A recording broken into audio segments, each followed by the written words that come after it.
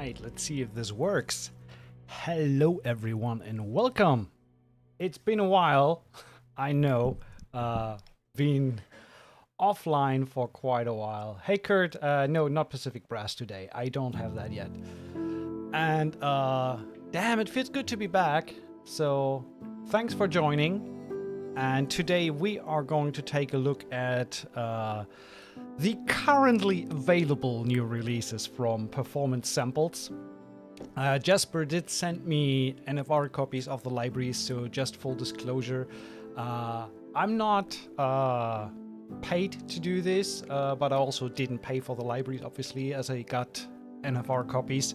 I'm a big fan of Performance Samples since they came onto the market. I met Jasper a bunch of times. He's a great dude and a fantastic developer, I think. And so unbiased, call it what you will, review, checking today. I just want to kind of play through these libraries, show them to you, show what they sound like out of the, well, in the box, of course, but without any processing, just straight out of the contact player, and then maybe write a little bit with it, jump into the template and see if we can hopefully create some beautiful music with it, right?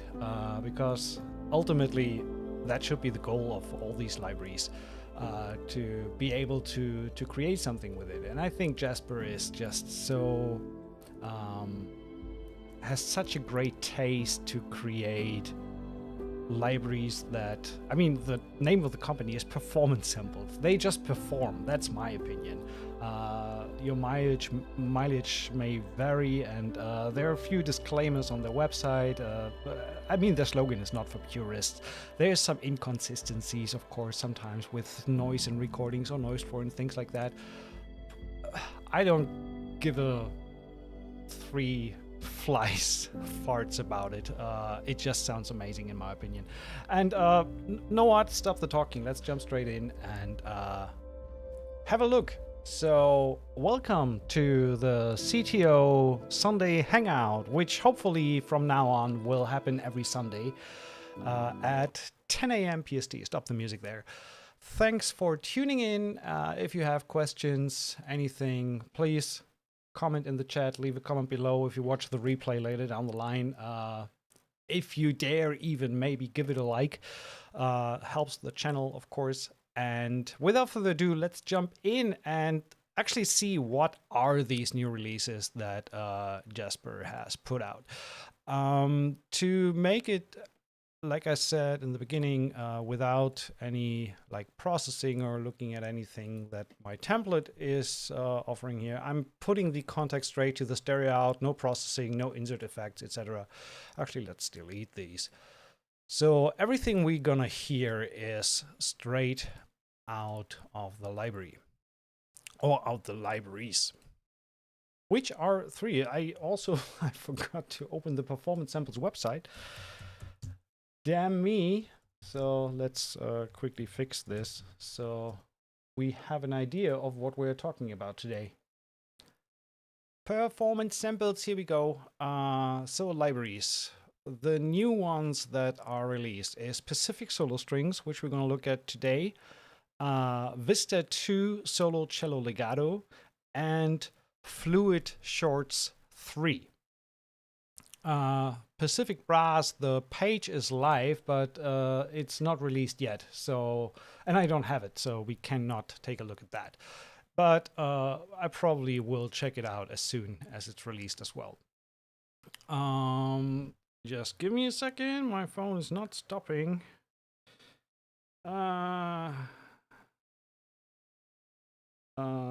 Sorry, I'm live right now. I cannot talk. So, all right, mute the phone.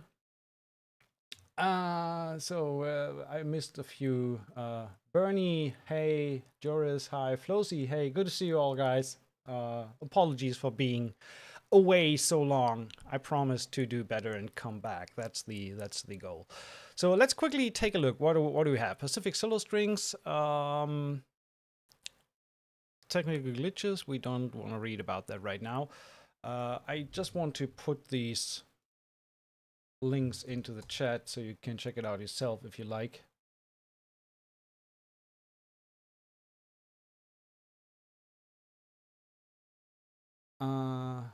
Fadi, can you please send me an email to shop@composingtutorials.com? Then we take it from there. So Pacific solo strings consists of a solo violin and solo cello with core articulations recorded in standard first chair positions. The library was created as an addendum to Pacific ensemble strings and thus recorded in the same space. So we're probably gonna combine these two and see how they work together during today's stream. There's also the addition of a few new mic positions on this release. Section mic, which is somewhere between far AB and close, but strongly biasing towards close. Familiar articulations, and just so you know, it is... Honestly, open the website, check the pricing yourself. That's too complicated for me right now. If you have purchased Pacific Ensemble strings in the intro period, it's free. 79 loyalty intro.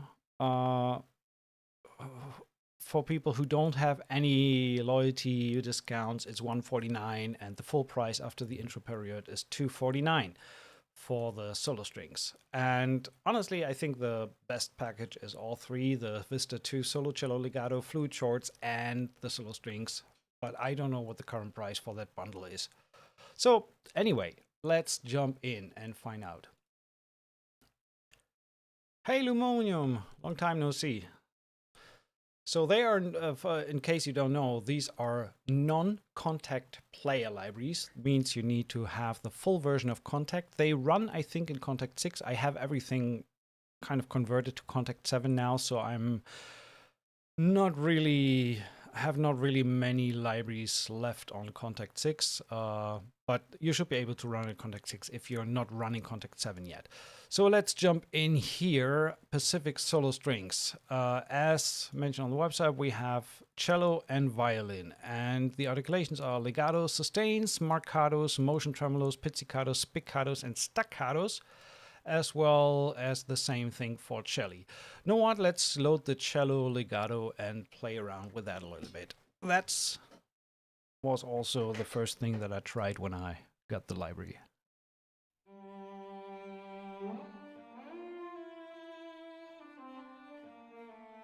That's pretty quiet. Like I said, I'm sending this directly out, so I'm gonna push the input volume here.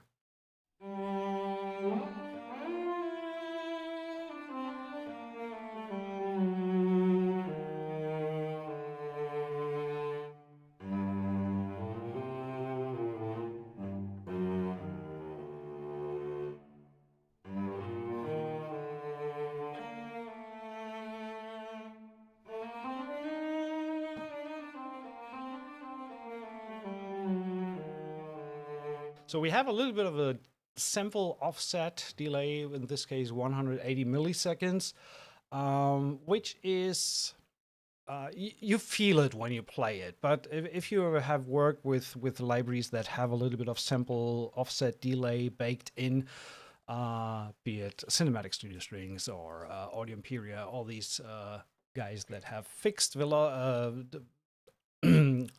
delays, it is, you can get used to it. So it is playable in one way or another.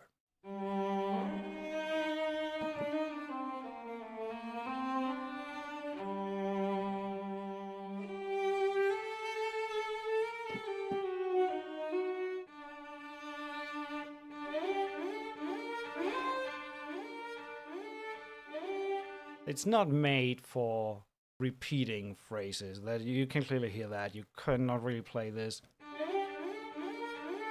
That's where the portamento gets in the way. It's but we will try that with Marcato.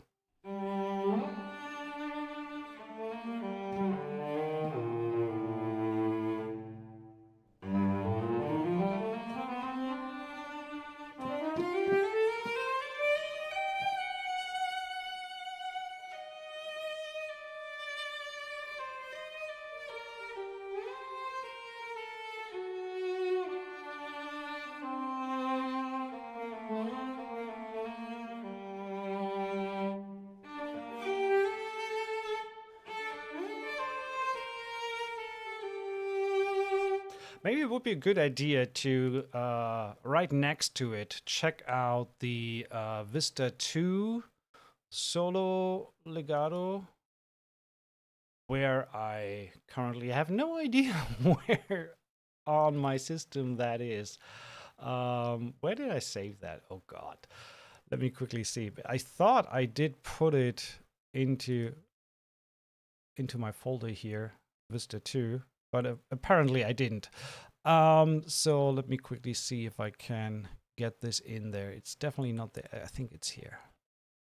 Performance samples. Pacific solo cello legato. That was the freebie. Okay, I gotta search for that. I have a bunch of disk drives, and on one of these, my performance samples Vista 2 legato is residing. I just don't know where. Probably is on the first drive. Sorry about that. Performance samples, ensemble strings. So it's very likely going to be. That's Vista. Did I really put that on drive D? Seriously? No, I didn't. Okay. Give me just a quick moment. Gotta figure out where I did put the solo. Oh, there's another drive that I forgot, and exactly on that drive it is. Okay, so Q. Come on, drive Q. It's ridiculous when you have so many drives in your system that you don't know where's what. I started to do an Excel spreadsheet, kind of nailing down all the libraries that I have on my system to find out where they are if I search for something, but I didn't get very far with that. Hey Scammy, good to see you. Hey Nathan, thank you for asking. I'm very good. I was very busy in the past couple of months, but now I'm back and want to get back to regularly streaming and checking out libraries, etc. So, oh, look at that mic position stuff. Okay, there's quite a lot going on. But we wanted to have the cello and the Vista cello next to each other so we can kind of play with both and see what they sound like. So I'm putting that on the same channel and mute it. Let's mute this first. So just as a little reminder, this is what the solo cello Pacific sounds like.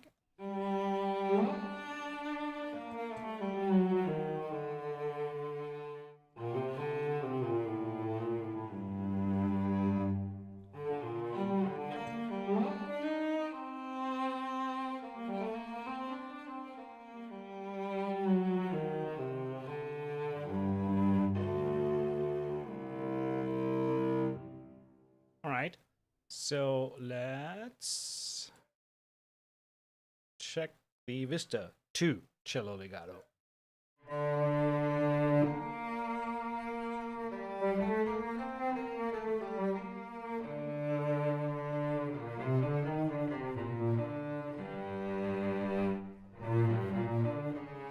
Actually, let's quickly read about what the difference is for Pacific and Vista 2.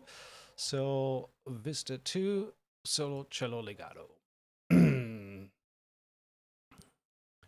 First module from Vista 2 library explores the sympathetic resonance type bow change legato. The sympathetic resonance approach here takes new recording style, which A causes more of the instrument to be resonating when the musician plays the intervals in question, and B gives the musician a stronger frame of reference in terms of pitch, leading to subjectively more musicality and intonation accuracy. This is combined with an unavoidable post-production process to clean up the recordings and make them more presentable, as they are not functionally usable by default as with a more traditional session. So now we know it's cleaner and sympathetically resonating. So that's Vista 2. And I mean, you can immediately hear that when I switch to the other one, it does sound cleaner. So Pacific.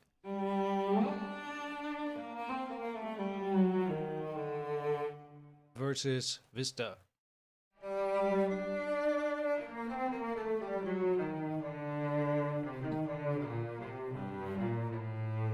Might be a little more fair to put the close mic into the center and check the close mic on both of these. So just the close mic on Vista 2.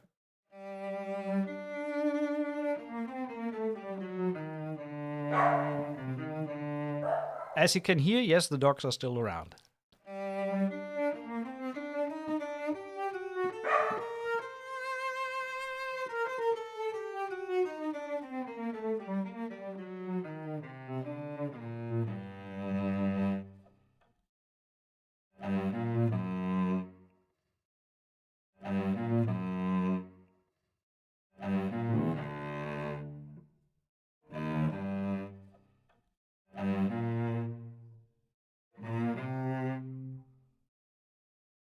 Specifically listening for the releases of the library there right now.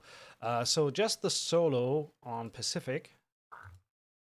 And that's a little quieter, so we should bring both of them to 0 to make it fair.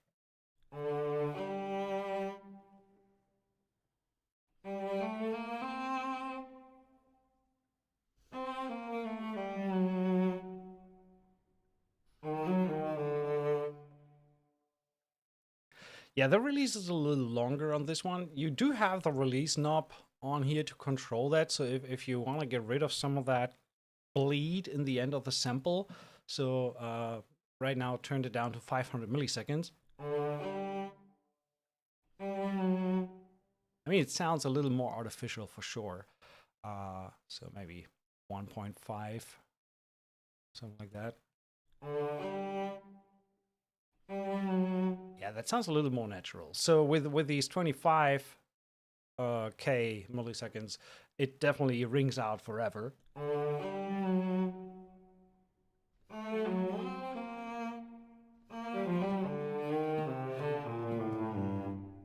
And since we're on it, let's check out the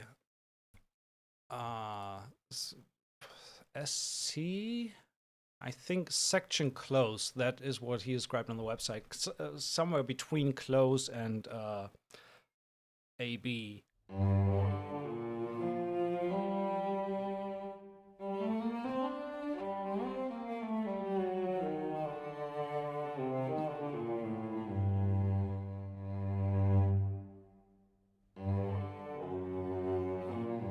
I like that mic a lot.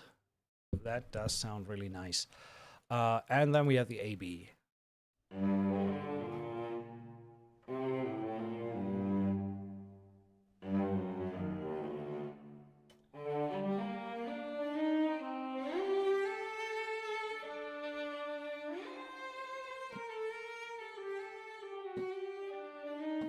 And obviously then you can mix and match and get less room, get a little bit more close definition onto the sound.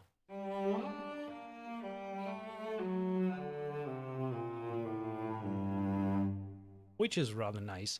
Let's check out the Vista 2 position. So we had the close mic. And yeah, you can hear that the room is much, much smaller where that this has been recorded in.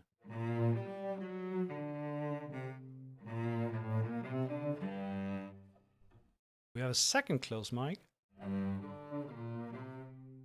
That sounds a little darker.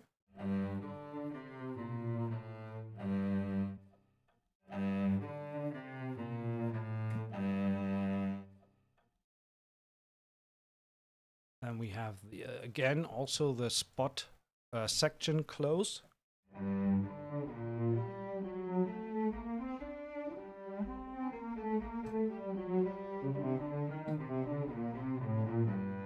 What you can hear here is there's a lot of low end rumble going on in this mic, so I would highly recommend. I'm speaking about this area down here. I would highly recommend to clean this out if you use that in a real work context.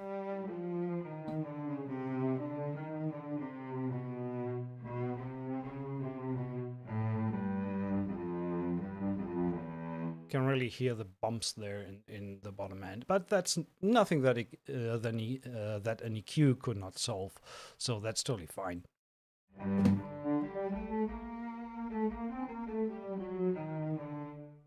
So then we have DC, I guess that's Decca close.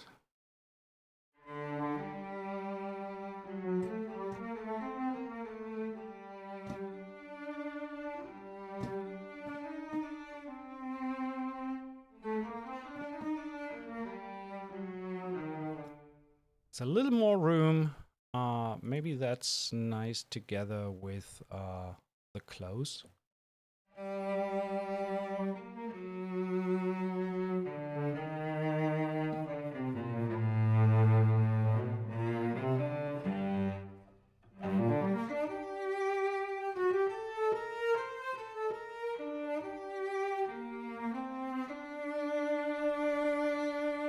I love the vibrato on this one. It's like really, really tasteful, not too much. Obviously, you don't have any control over it, so it's just the way it is performed, but that player is just insanely tasty with his or her legato.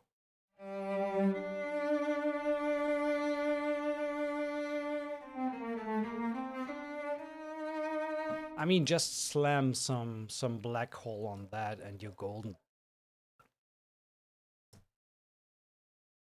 We just go with some black hole.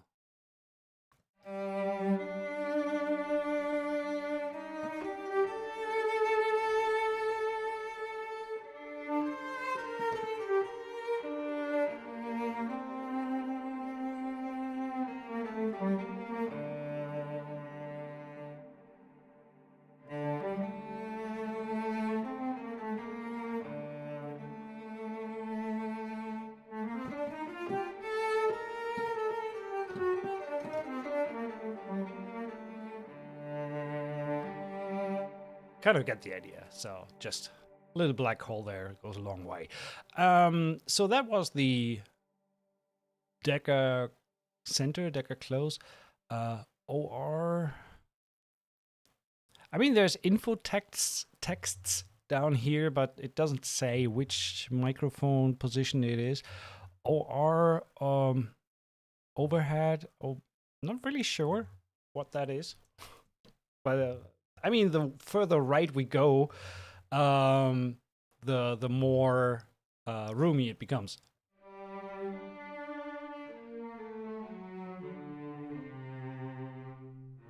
Outriggers. Damn, yeah.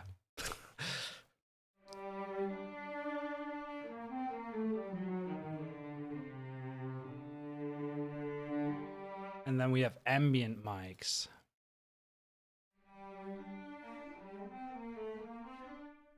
I mean, if you listen closely, even the ambient mics are pretty dry on this one. It's definitely a very different haul than the Pacific strings.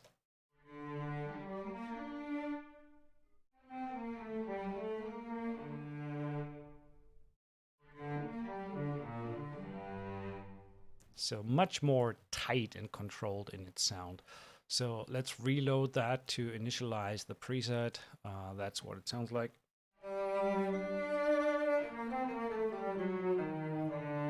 But still lots of choices when it comes to shaping the tone with the microphone positions. Back to Pacific solo cello. I mean, we have the Vista 2 is only the solo cello legato right now, so there's probably coming more when Vista 2 gets released, which doesn't have a date yet. So that is kind of the first taster of what's to come with Vista 2. So let's jump back to Pacific and the solo strings specifically, and also the other stuff that has been released. So we did try the cello sustains legatos. You can obviously turn off the legato mode, then turn it into a regular sustain patch.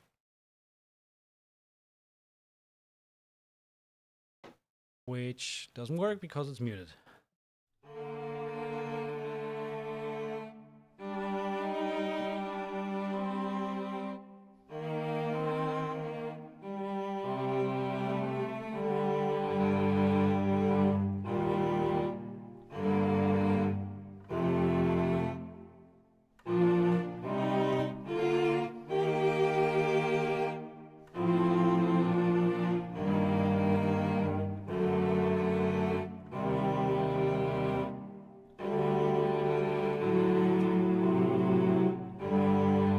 which sounds pretty cool as well. But yeah, it's a solo cello, so let's not go too crazy. Going on, let's check some of the other articulations. We do have harmonics.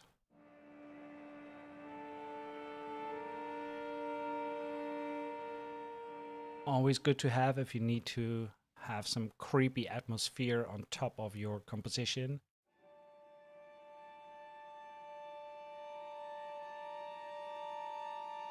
Great for tension cues.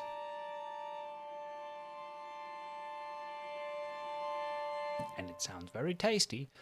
So let's check the marcatos. We have still a sample offset of 80 milliseconds, but that's way less than the 180 from the cello. And I'm not really sure. No, we cannot change it. So we're bound to what this sounds like. So let's play it.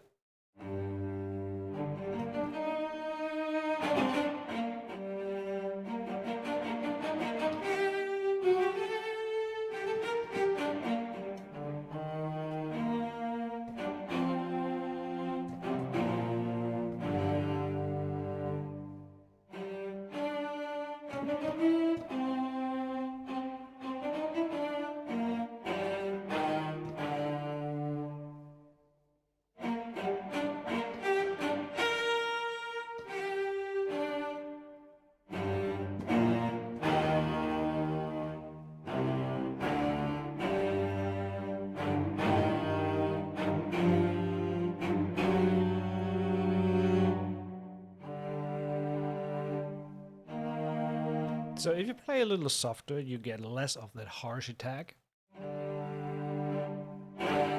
And the harsh attack also correlates with the modway position. So the further down, the less of that attack you get. I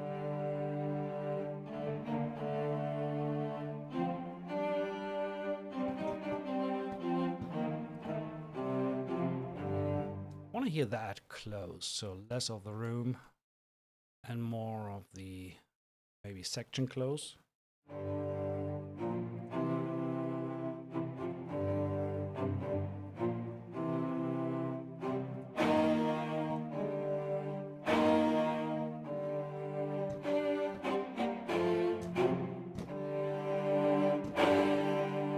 Very expressive.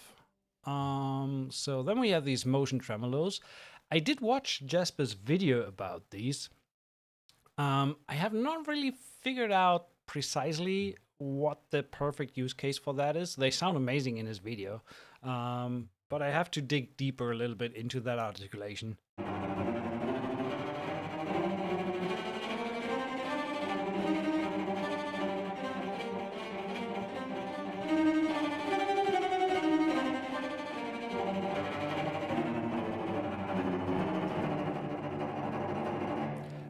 Apparently, it's something that is not really dependent. It's not tempo synced. It's not really dependent on the tempo of the cue. It just works as kind of like high energy, tremolando type of playing. I have to really put that into context and try it out a little further.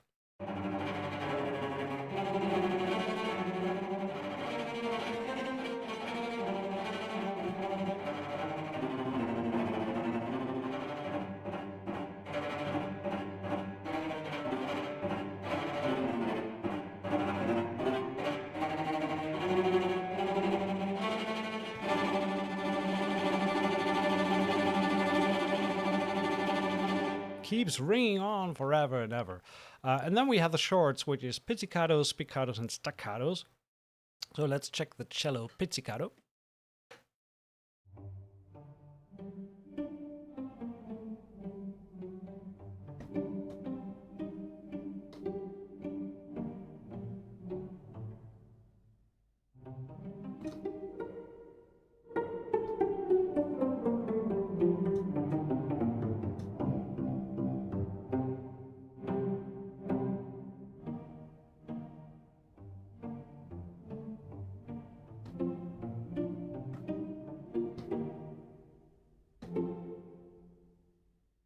And you can hear the noise tail ringing off after these short notes. So there is for sure quite a significant noise floor underneath these samples. But I mean, you can always reduce the release time to get rid of that, and then add some reverb to it to accommodate for that. So then you have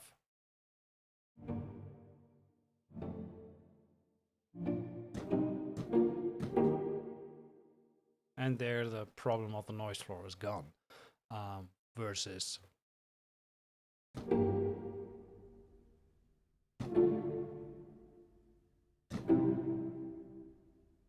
so yeah, I would recommend probably something about 1.5.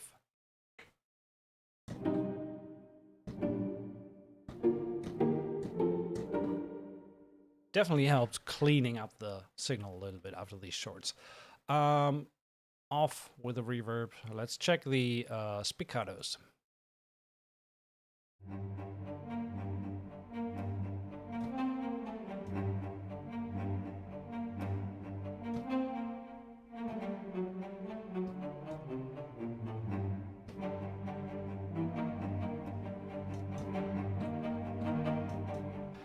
Nathan, good question. Why we think Jasper leaves the noise in it? I mean, first of all, to really answer the question, you would need to ask him himself. But I remember last year when I recorded my album for Amadea Music with Budapest scoring, and when I got the recordings for the strings out of the basically directly from the recording. It's just normal to have a little bit of noise in this stuff. And honestly, I'm a big fan of noise in samples because it sounds more natural. All this cleaned up sample stuff for me sounds too polished, too artificial, too plasticky. I love a little bit of grit and noise in samples because that's for me where the life, the kind of the glue comes from. That's my opinion. I'm not a big fan of ultra clean samples, and the problem is when you remove the noise floor, you also remove frequency content from the samples themselves, which I think is one of the reasons why some of these more clean libraries tend to sound a little bit plasticky, at least in my opinion. So yeah, I think one of the reasons is that it changes the frequency response of the actual samples if you remove too much of the noise. And if you record multiple mic positions in a big hall, noise is unavoidable. There's noise from the converters, there's noise from the room itself, from the air that moves, from people breathing, and all that kind of stuff. Not Spitfire level where you have people sneezing at the end of a long brass sustain note. Just kidding. I don't know if there's a sneeze sample in anywhere, but I did hear some chair squeaks in some of the sample recordings from Spitfire. And Jasper has his fair amount of noise in these samples as well. But for me, that's totally fine. There are these 0.5% occasions where it really jumps you in the face, where you have like a certain phrase that you play on an instrument and there's a little bit of a noise on a certain sample that repeats over and over again when you play the phrase again and again, which is a dead-on giveaway for something sampled or something virtual, something mock-upped. But I mean, nothing is perfect in this world, right? And there are ways to get around this, but I think it's worth the other 99.5% where these samples work like a charm, at least for me. So, shorts.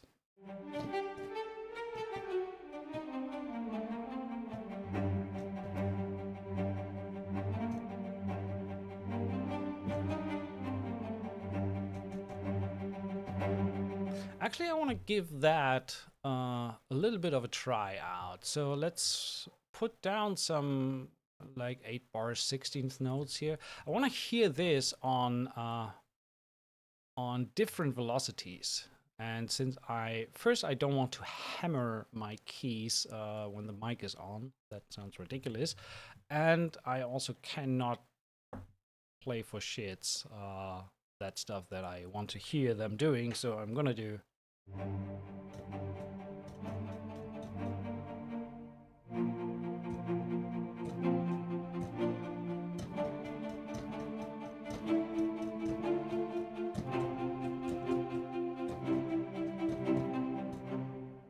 So that probably sounds like this. And we do have a, what did it say?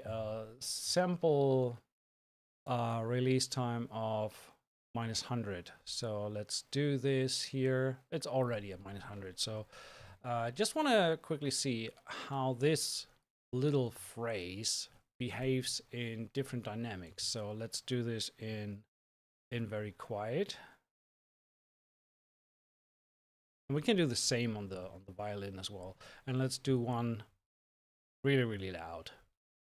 So I just want to see how these fare in playing back.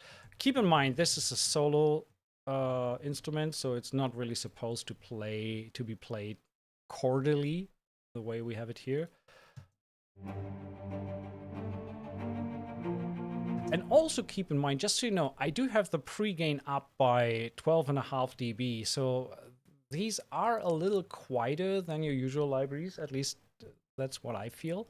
But yeah, no problem in just bringing up the volume for stuff. You can also bump up the volume here in Contact itself. So just as a little reminder, we do have a little bit of a... So the original volume is like this. So even on the loud parts, but for the sake of playing it back through YouTube and giving you a proper listening experience, I'm bumping up the volume here so we can hear it properly.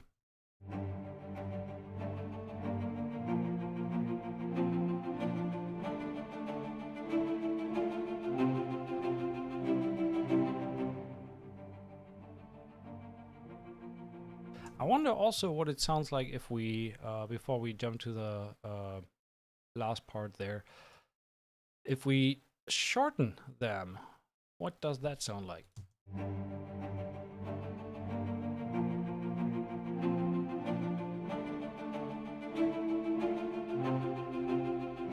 It gets a little tighter, but not as much that I will justify having them all shorted like that. So let's listen to the loud one.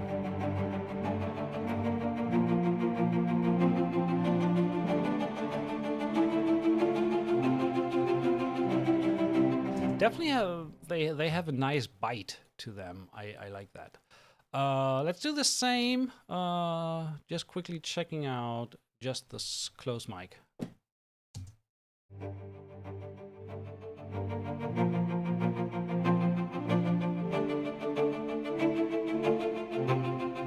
I really like the sound of that. Checking the section close.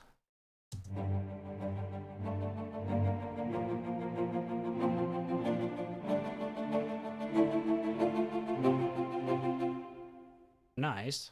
And the AB.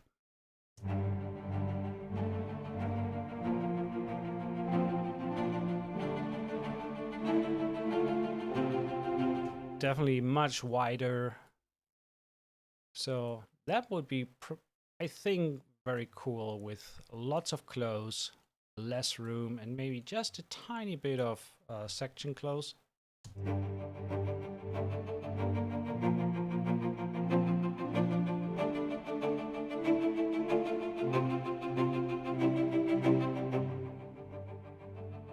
And the loudest one.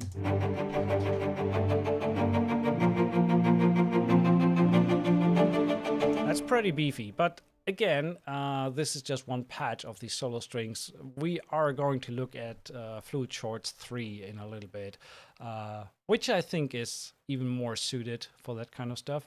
So let's finalize the Pacific solo strings with the cello staccatos, so we can hear what they sound like.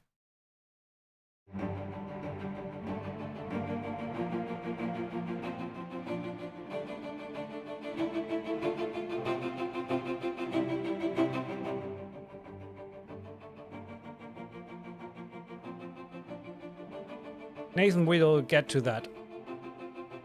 But actually, let's quickly do this. So Pacific cello spiccatos. So I'm gonna copy this over. And I do have to reroute this because my my cello here are running through my template. So I would probably have to route these as well to my cello short.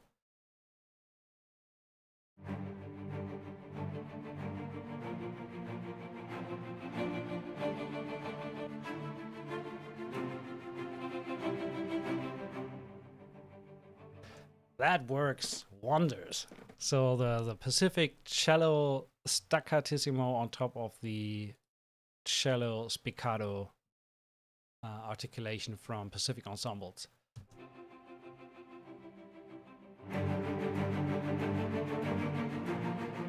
That's just Ensemble.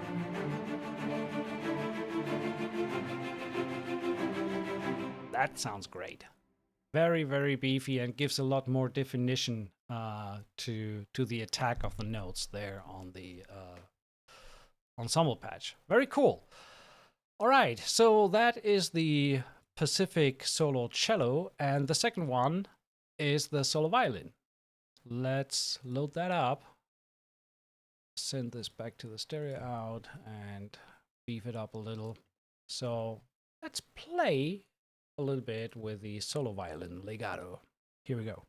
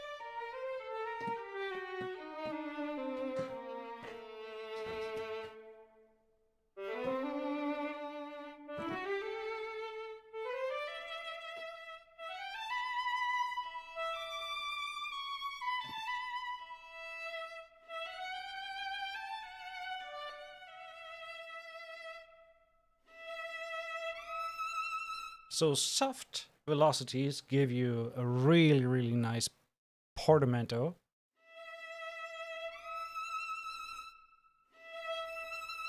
And louder velocities give you kind of, not a bow change, I think it's fingered legato. Versus softly played.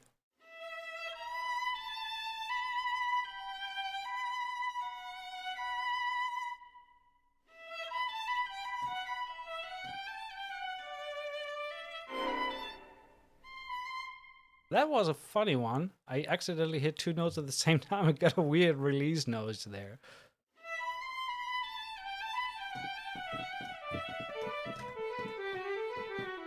I would consider this violin more agile than the cello.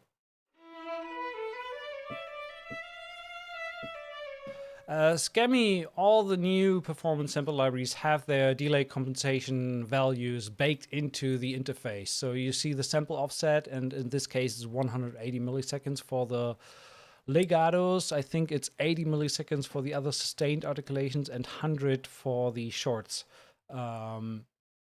But they are written on the interface, so it's very easy to set up your DAW for these instruments. Let's go with solo. Hear the solo mic on its own. Pump up the volume a little bit.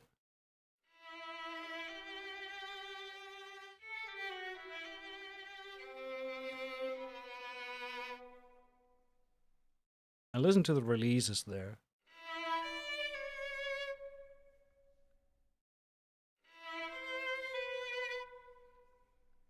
And again, same thing, if that's too much for your taste with the releases, bring it down to probably 1.5 seconds and add a little bit of room reverb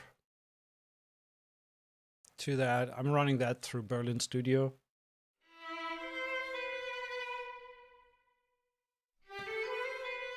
Could even bring that a little further down. 800 milliseconds.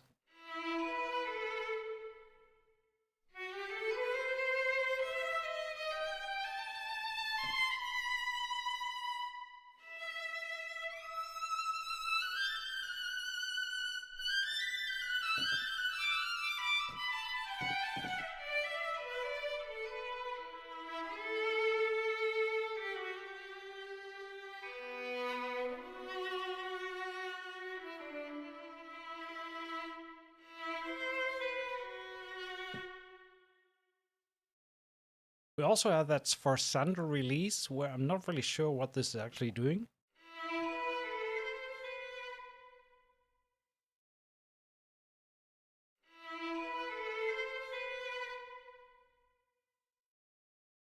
Not too much of a difference there. Let's check the section close. Bring that to center. Oh, we still have the reverb on. Turn that off.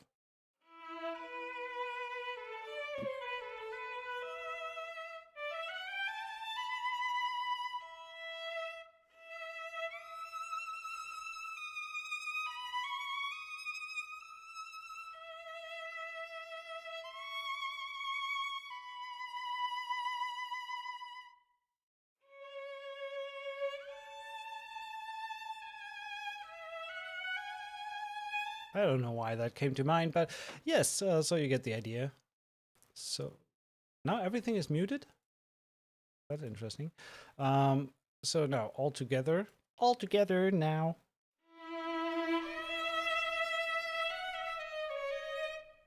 Baking, bring in an additional little bit of reverb, get a little bit more of release, maybe, just maybe, add a tiny amount of compression. There's a built-in compressor in the instrument.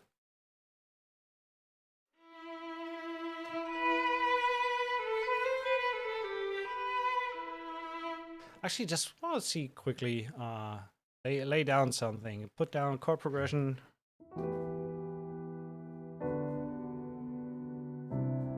Okay, let's put down some chords, piano. That's too fast. 82.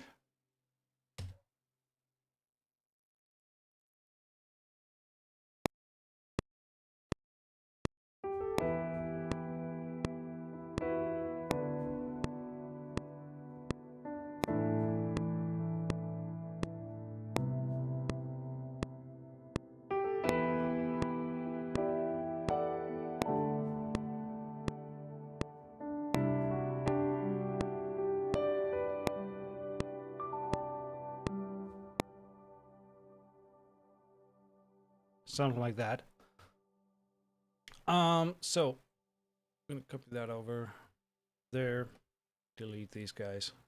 Okay, so, and then frop the violin on top of that. See what it sounds like. Maybe give it a little bit of tone with a reverb, and maybe a little bit of room reverb added as well. That will probably be helpful. So, and this needs to go to the long room verb. So, sounds like.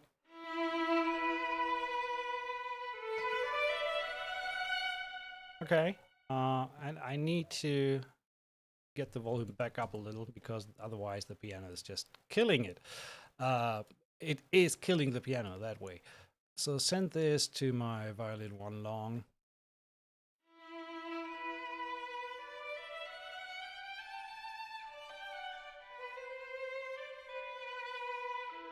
So that sound is now running through my template. That's why it sounds a little different.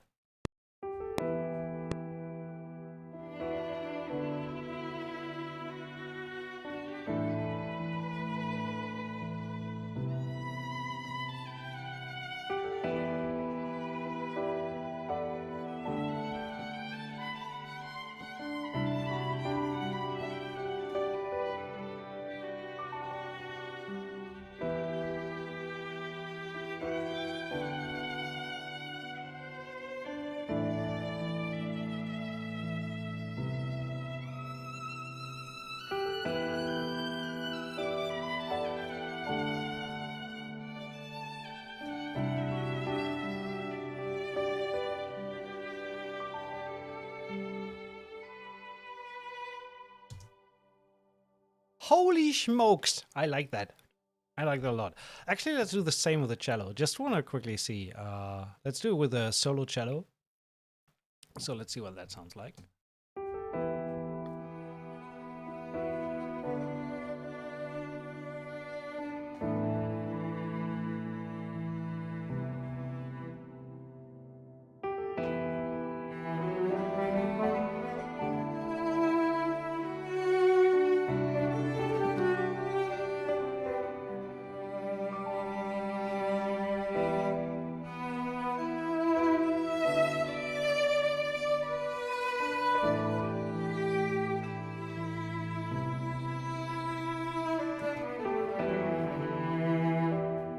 Okay, so that's the Vista 2. And then last but not least, the Performance Pacific solo cello. Just kind of see how it behaves and sounds in context.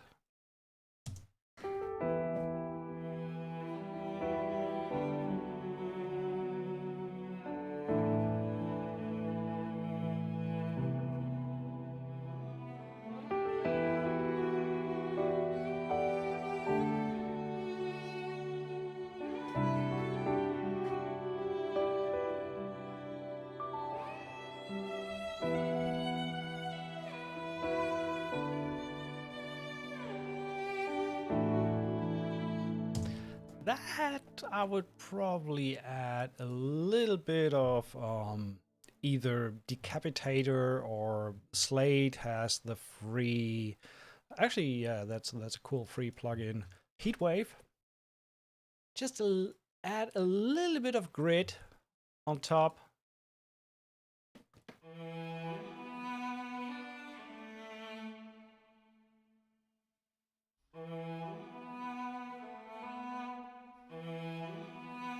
Just a little bit of grit on top to make it cut through a little better.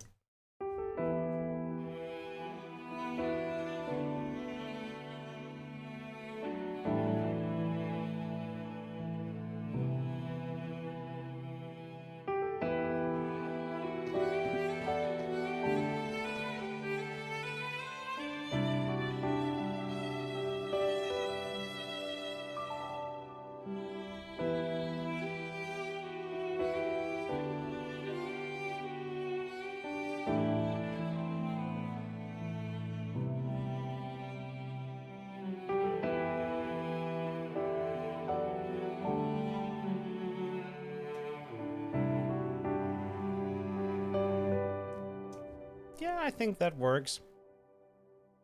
Pretty cool. Really, really lovely solo instruments. Not as soloistic as dedicated solo libraries like the Forner Bavarian cello or Lux violin. These are still first chairs, keep that in mind. So they're not really intended for absolutely exposed solo work. But if you don't have anything else, I think they do a really decent job. Pretty cool.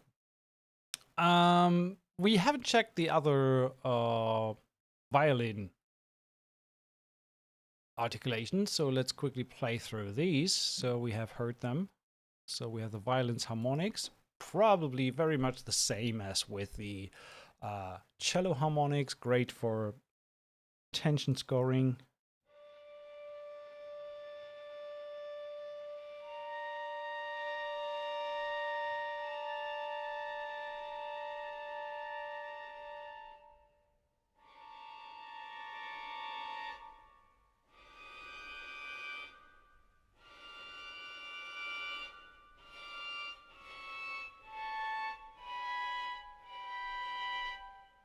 Then we do have the marcatos.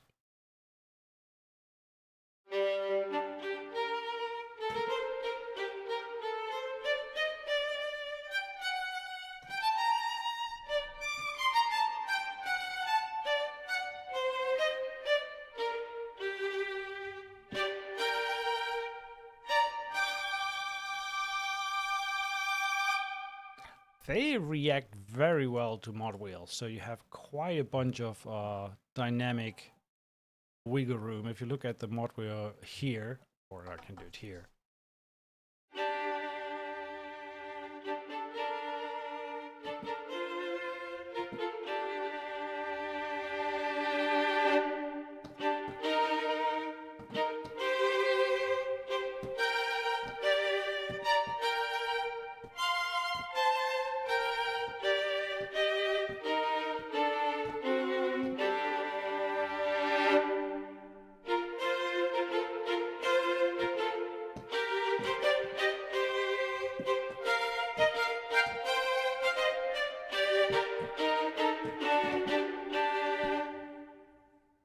They sound pretty reverby, even without any additional reverb. And oh, they are going through my chain still, so probably do this. But still, the AB does have a lot of reverb on the sample there. And remember, we do have the release.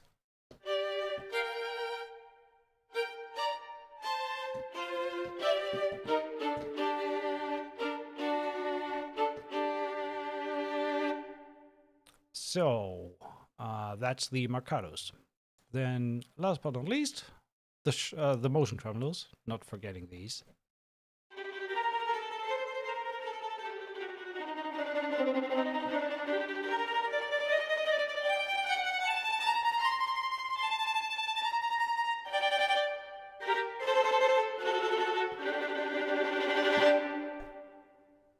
And then pizzicatos.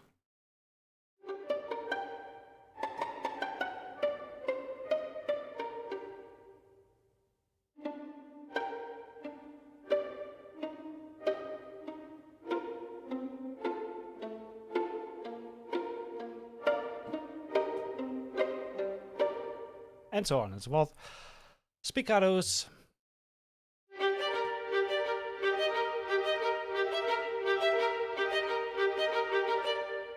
Just the close. And yeah, the hall that Pacific has been recording is rather big.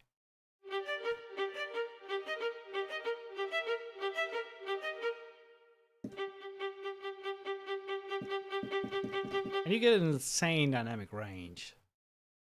Did I actually deleted the little cello section there. Yeah, it doesn't matter. And last but not least, we have spiccatos, staccatissimos. No, staccatos.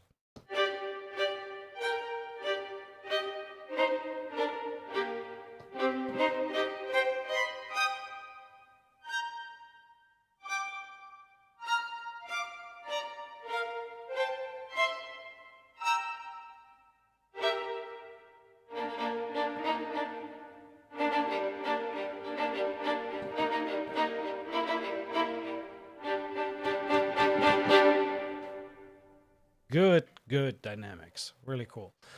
All right, that brings us to Flute Shorts. Flute Shorts 3.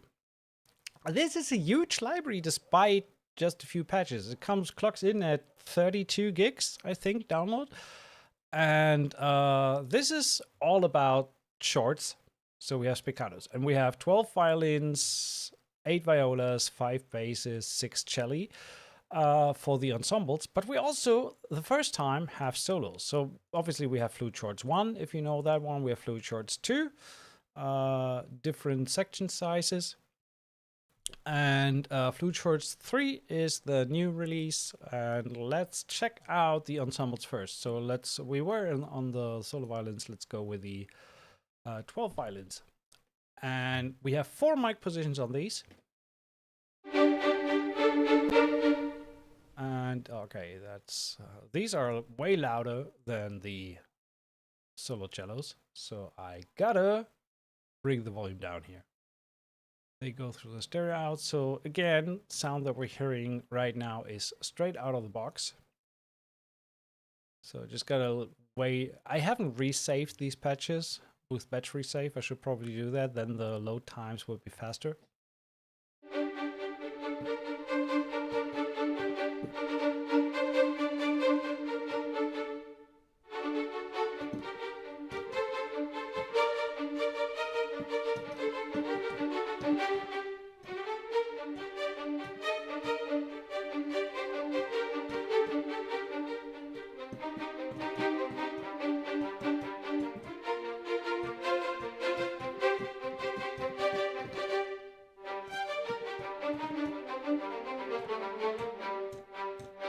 Same thing, solo.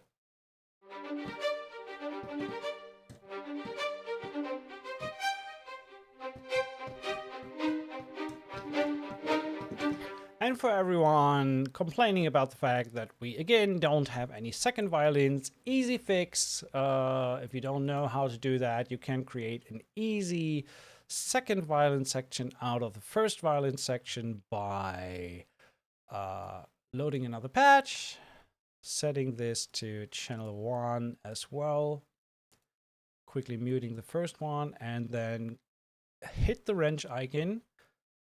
Go into the script area. If you don't see it, you have to open the script editor, search an empty area, load the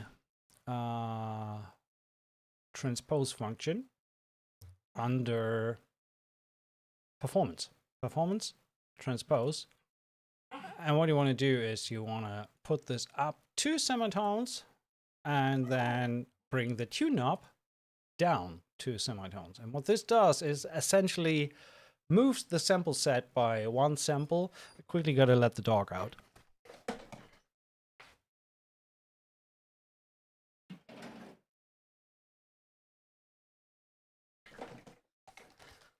So essentially moves the sample. The only downside to this is that suddenly our second violins have an extended range down to F.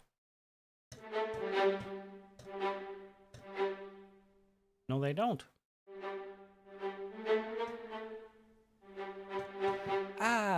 It was before on some other sample. But anyway, the thing is, listen to this. This is second violins,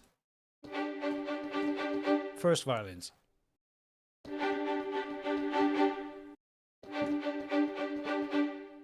And so if you move these guys then to the right and these guys a little to the left, you have a really nice double violin section.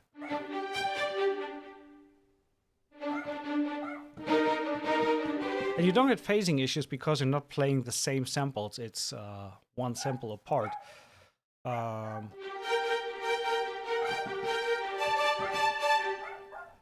So quickly gotta shut the dog up. So I will be back in just a second. Bear with me.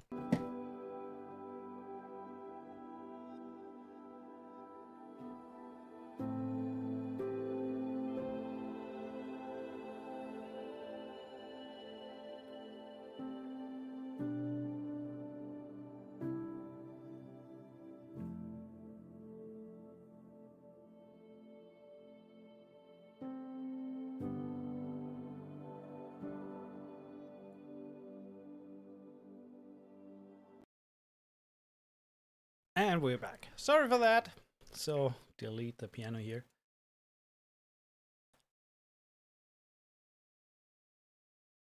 Here we were.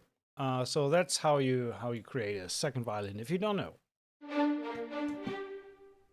Back to just the first violin. And listen to the solo.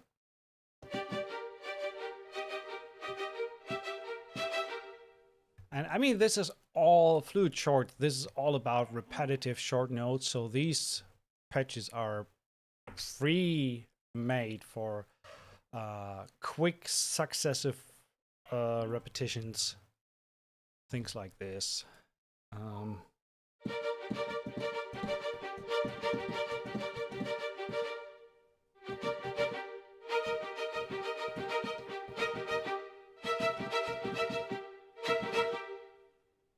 That was wrong. There we go. So something like this.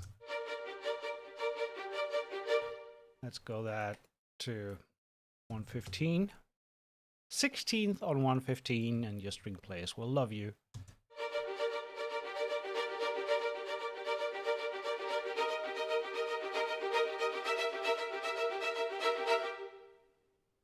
Let's go crazy. 155. Also, maybe even out the velocities a little bit more. I did play shitty on this one.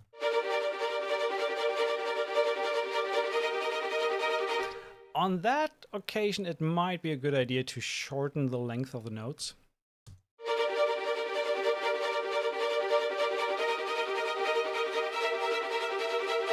That sounds ridiculous, but you wouldn't go that fast on 155. So maybe 132, something like that, I would consider the...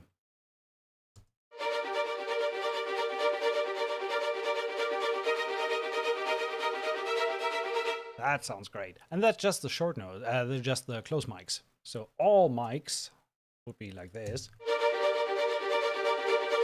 I would probably play a section like that and play around with the release time to see when it starts to get a little washy. If you want to clean up the sound a little bit, I would dial the release time significantly down.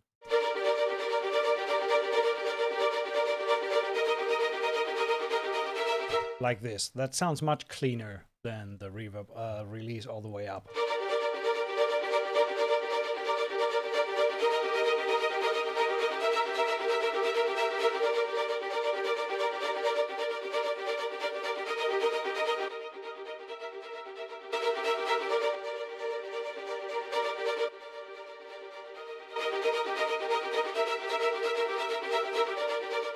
And let's see, how do they behave in lower velocities?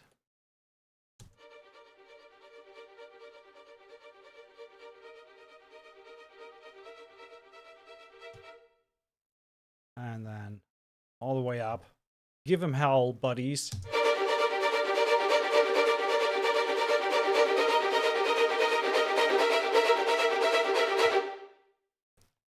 Pretty beefy, to be honest. If we go and duplicate this section like this and bring in a velocity ramp. So go from here, start soft, and then go back to quiet. So we get a nice representation of the range of the dynamics here.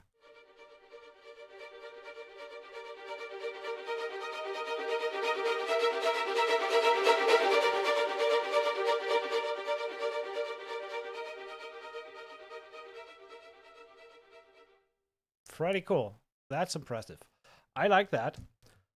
So that is the Flute Shorts violins. There was a question, could you kind of compare these spiccatos in Pacific ensemble strings? Absolutely, let's take the same patch. That's what I prepared a little bit here. So here we have the violins from Pacific.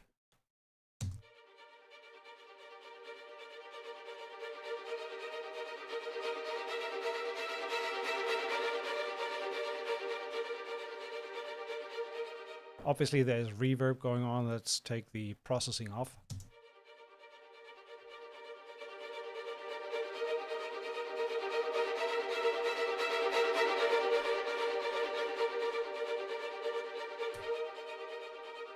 Obviously, in Pacific, you only have 2 microphone positions. So that, again, is Flute Shorts 3.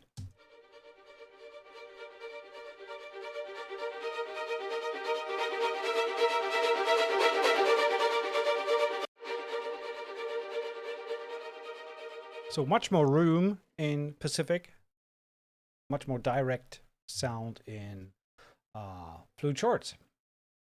We will probably do a few more comparisons.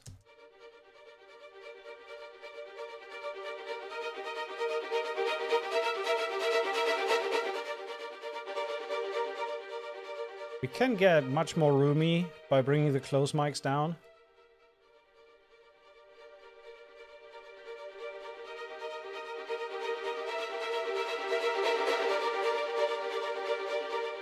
But to be honest, I do like the more dry sound more with the room dialed down. Hey, Clarence. And again, Pacific.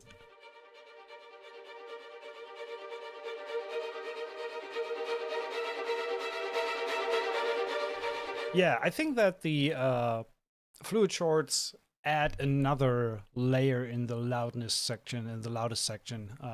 So maybe 4 dynamic layers, whereas Pacific, I think, has 3.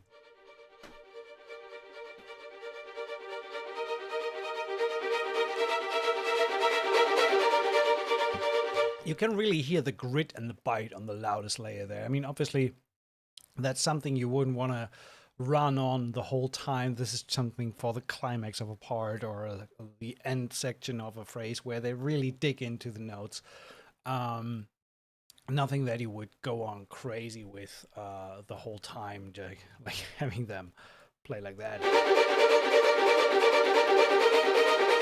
But you really get a lot of grit on these notes there. That is pretty cool. Let's check out the violas from Flute Shorts 3. That is 8 violas playing in unison. Again, like I said, I have not battery saved this library yet, so the loading takes a little longer than it should. Battery saving usually helps in speeding up that process significantly. I'm gonna bring that an octave down. Same MIDI now for the violas.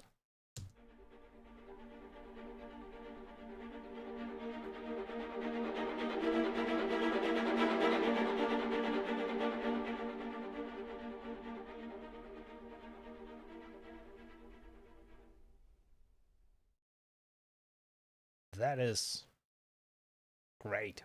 I love the sound of these violas. I want to bring them not as far down, so more like this.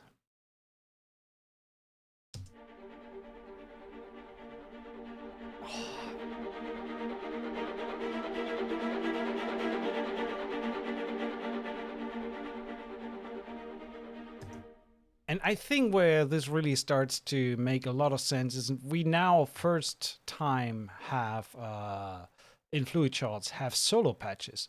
So that means, by the way, let's before we jump into that, let's do a little A/B for the violas with Flute Shorts 1 and Flute Shorts 2, so we know what the difference is in sound for these.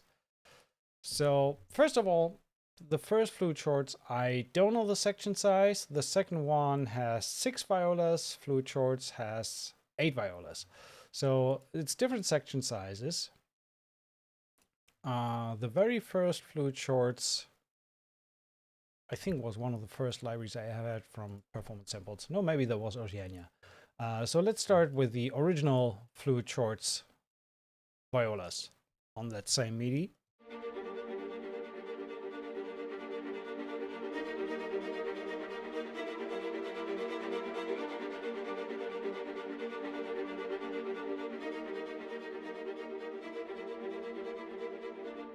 So then we have Flute Shorts 2. That's 2 players less. So that's 6 players.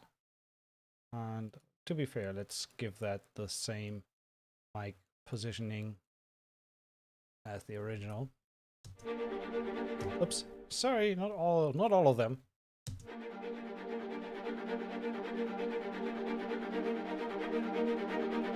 So much more defined sound, a little more intimate, a little bit more detail because of the less number of players.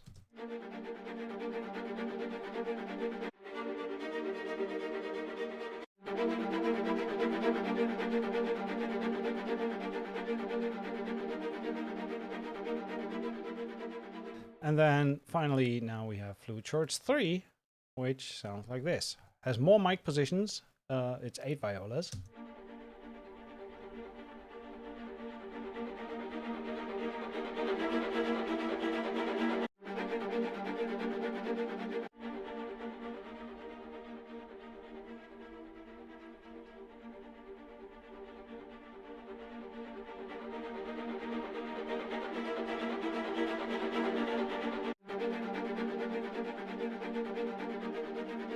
So yeah, 2 is the driest of the bunch.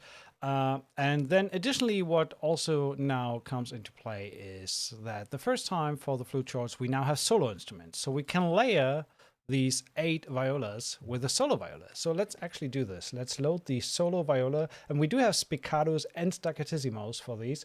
So let's add the spiccato first. Let's first hear how that sounds with just the solo spiccato. Channel 1, please. Same thing, I'm going to dial down the release.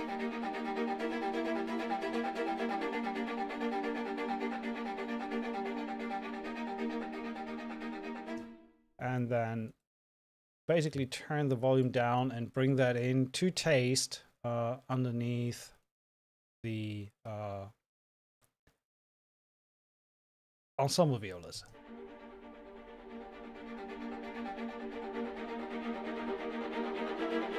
Which gives us a really nice definition on the notes there.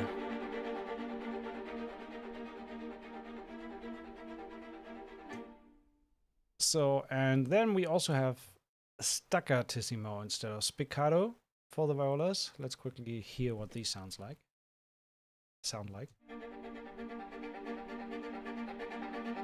I think I do like the staccatissimo even more than the spiccato. So let's put all of these on the same channel, and so we can compare the staccatissimo and spiccato. So spiccato first.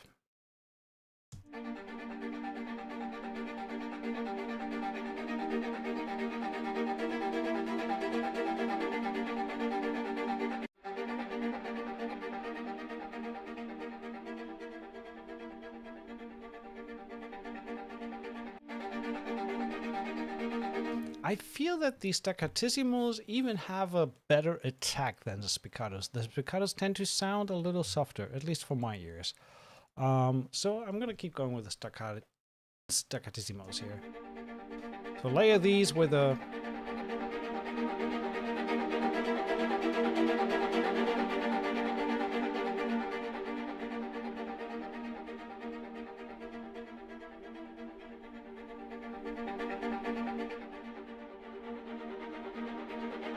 So this dialing in of the amount of close single solo viola sounds, this is really something that you have to do to taste, and depending on the cue you're working on, but it really helps to bring in some more definition to short, energetic ostinato lines with the spiccatos for the fluid shorts. So just for giggles, the biggest viola section in the world, that's fluid shorts 1, 2, 3, and the 2 solos combined.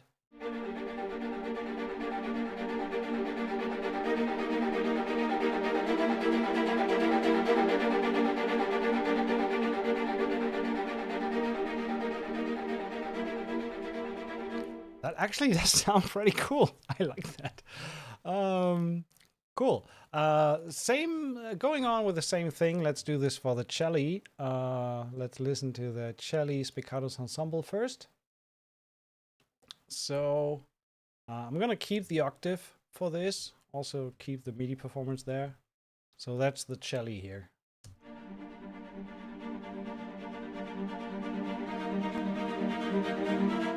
Probably gonna split that out. Gonna move that down.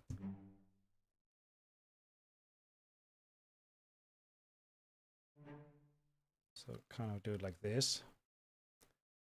Just changing the voicing a little bit for the cello here.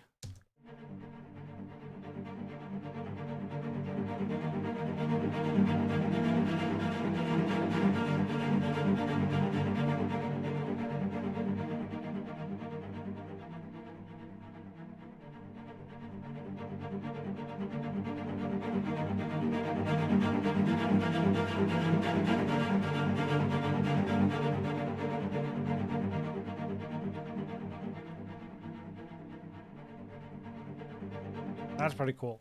Adding the solo cello staccattissimos underneath. See how much of that we dial in, just to see if we can get some more definition on this short sound.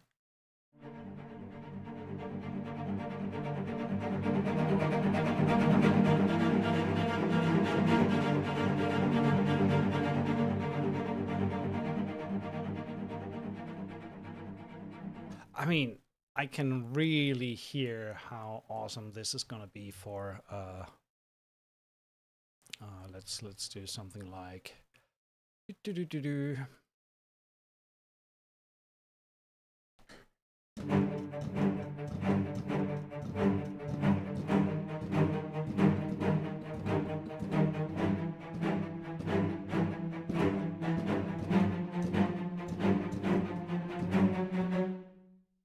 kind of like that.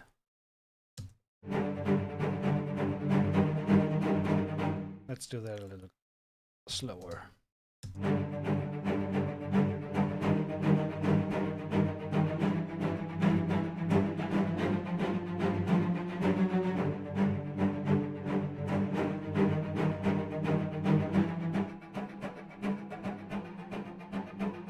Let's try that with a spiccato cello.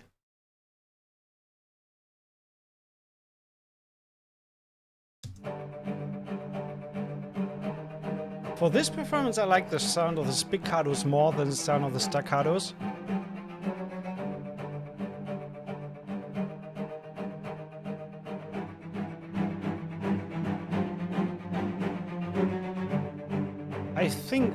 I feel that these have an amazing bite. I like the the grit there.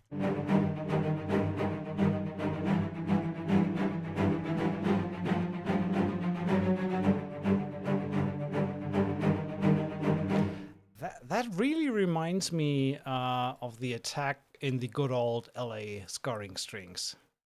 That is something that I would probably layer in there. It doesn't really work layering that all together. I would have to duplicate that because the LA scoring strings have no pre-delay. So if we go with cello spiccatos to layer that, I mean, it doesn't get more bitey than these. They're ultra dry, but bringing these in underneath the other cello.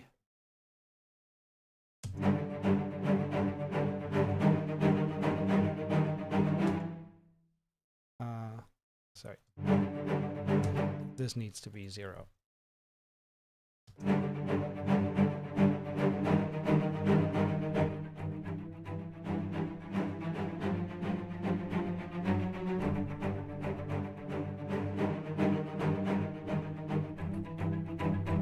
Yeah, the sound of Pacific of fluid shorts really reminds me of LA scoring strings there.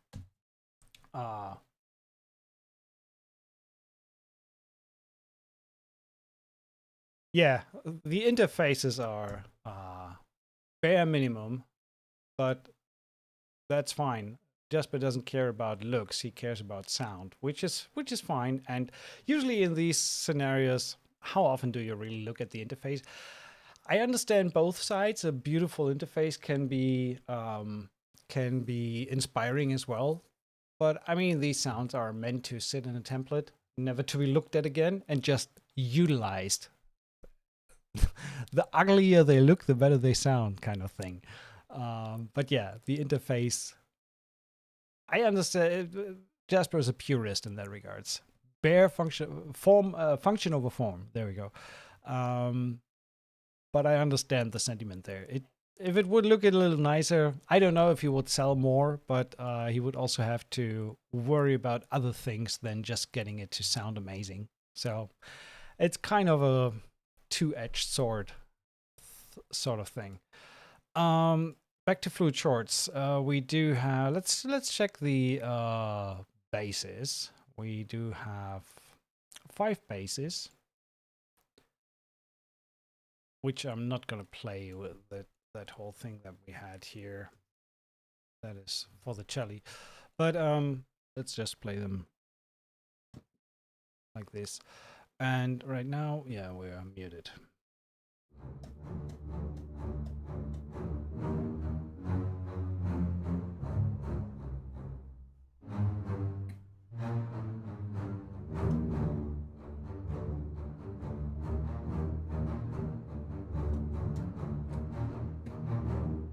And then the same thing for the solo bass, spiccatos. Let's add these, same channel.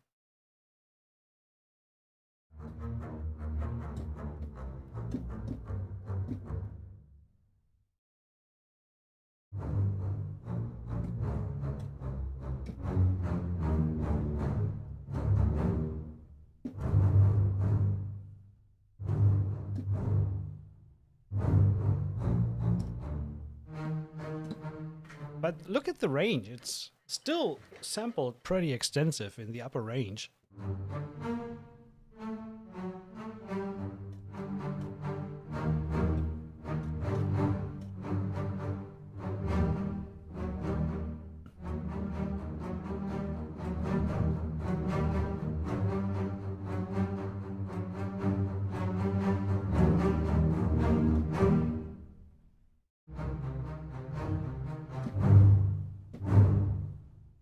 Beefy. And we do have bonus content for the fluid shorts as well, which is an ensemble patch of the ensemble spiccatos. So all sections combined. Let's quickly load this and play it. I'm a big fan of the ensemble patches in Pacific Ensemble as well. The ensemble whisper sustains are just...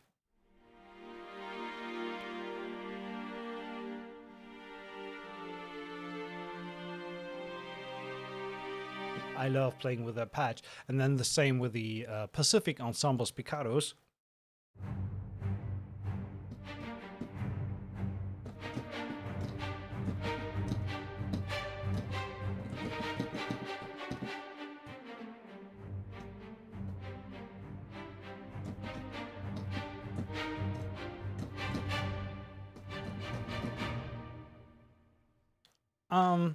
Do you have a favorite library? That's a really tough question. Ask a painter if he or she has a favorite color. It's tough to say because it really depends on context. There are libraries that work fantastic on certain compositions, whereas they totally not work on others. I don't really have a preferred library. I mean, I love Pacific strings to bits because it just sounds gorgeous. But then there's also... I have way too many libraries to love just one or to have a favorite one.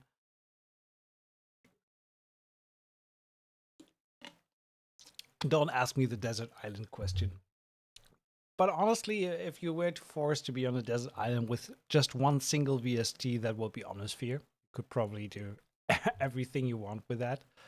Apart from legato, maybe. But even that you can fake a little bit.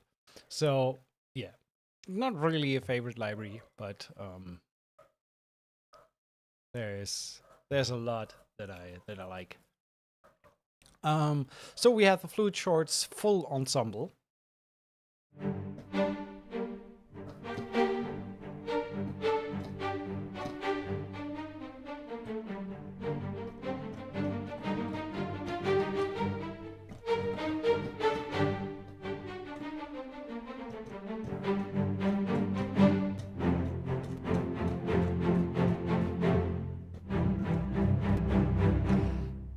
So apparently, the full ensemble, I realized that with a bunch of performance samples libraries, the full ensemble patches, because of the amount of samples that have to be streamed at the same time from this, can sometimes be a little bit taxing on the CPU. Keep in mind, I'm still streaming and have 4K camera and everything going on at the same time. So it's not really that much of a performance issue, but the ensemble patches definitely need a little bit more juice than the individual patches.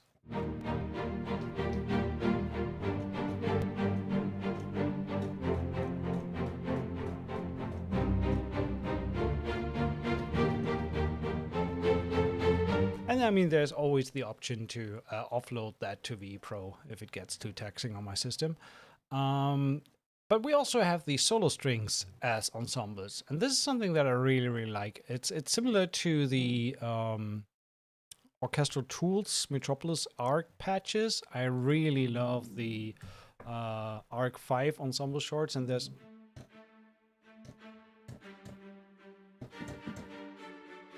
also a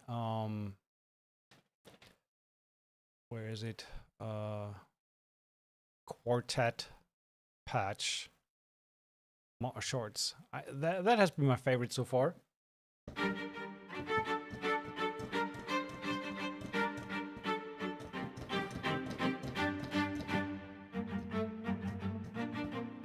If you need a little bit more intimacy and detail, again, doggies need to go out.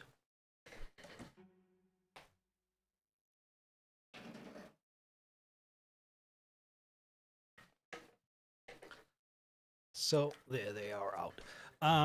Yeah, love the Metropolis Arc 5. So this is a welcome addition to have an ensemble patch from the flowcharts with all 4 sections.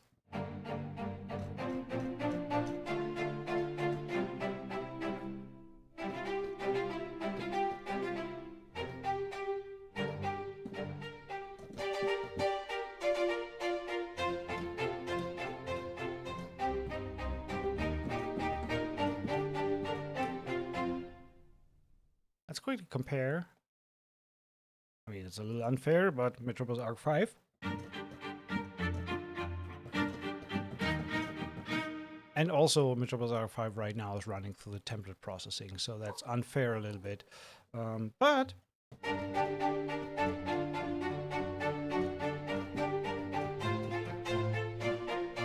I feel if you do a little bit of like neoclassical trailer stuff, I think you can get a lot of usage out of these for some beefy.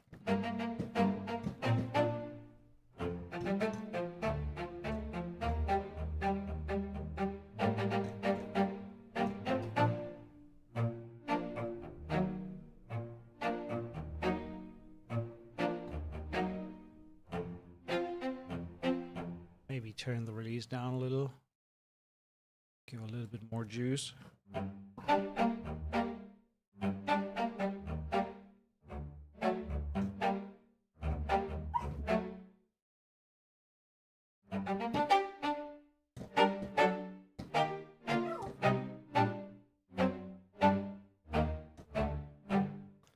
Apparently, my dog doesn't understand that the door is open. It's just a curtain in front of it. Okay, gotta explain to him that he can't leave.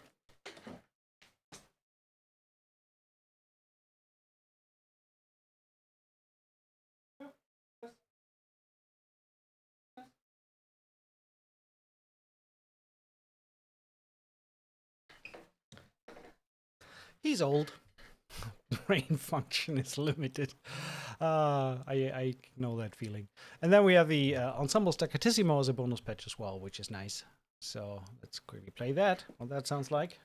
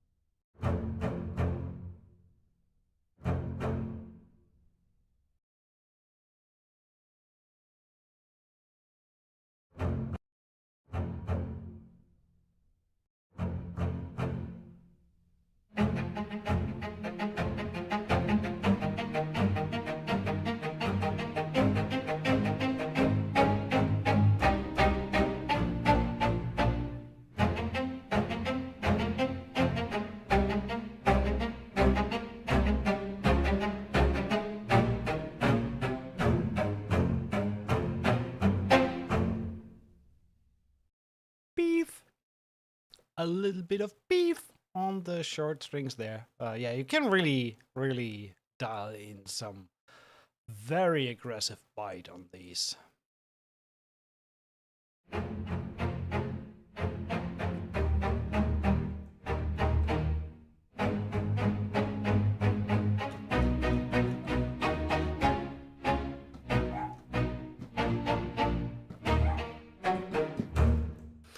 Right, so just to recap, ignore the barking dog out there.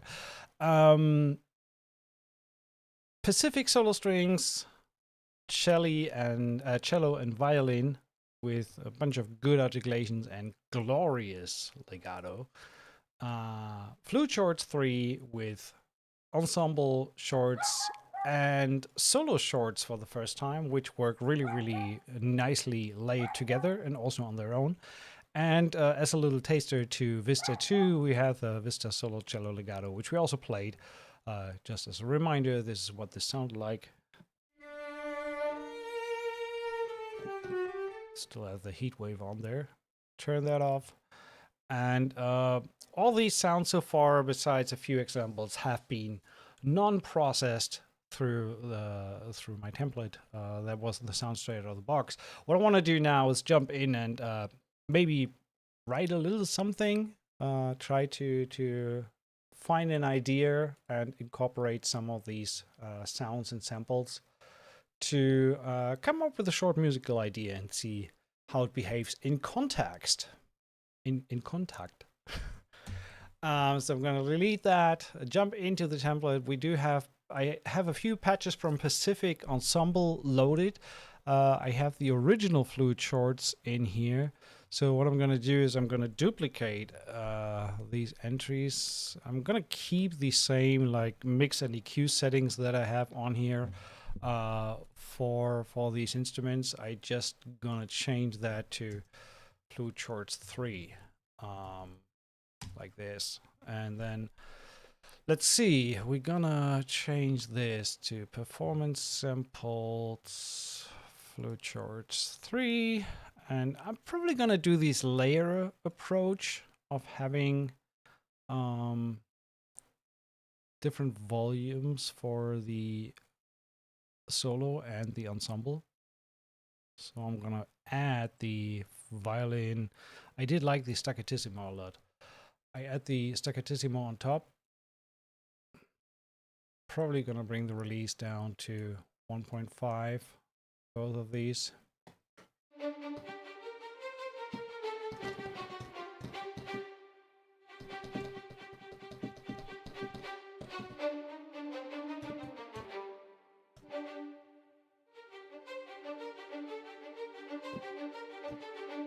I mean, I'm loading the shorts here and I don't even have an idea if I'm actually going to utilize shorts. But yeah, let's just prepare that. So we're going to do the violas.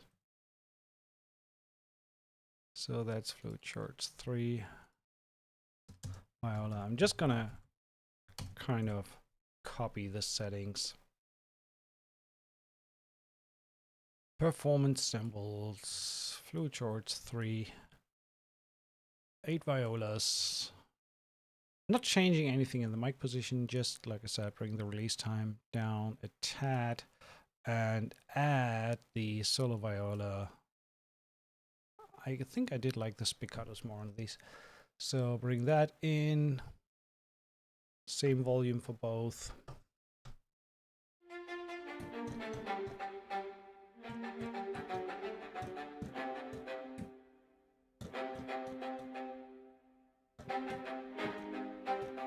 Maybe I overdid the, no, there's not much EQ going on these. I think I can bring that down a little. Now listen to that low end build-up that we're cutting here. You may not hear that if you're not on good speakers, but the whole low end rumble there. And we have that on every single patch, so I'm a big fan of getting rid of that to avoid frequency build-up too much. We need a basic idea to get down first. So, I don't know. Good old Omnisphere, give me some pad kind of thingy. Omnisphere. I recently got a few new unfinished stuff. Maybe I can grab something from there. Amara, synth, pads and strings. Okay.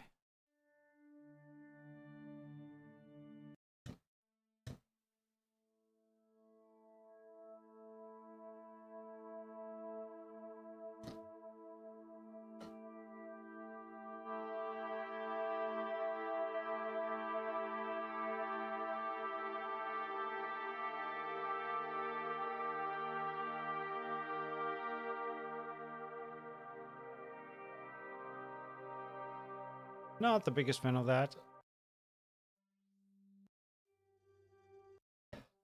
So welcome to a new show of Searching for Sounds.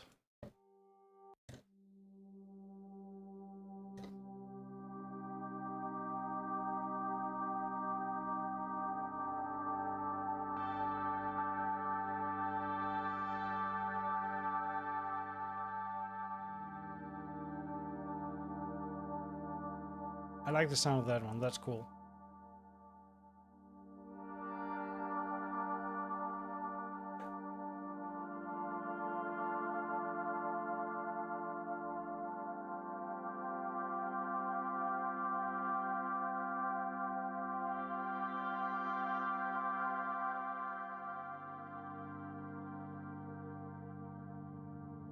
Although there is some kind of annoying frequency there.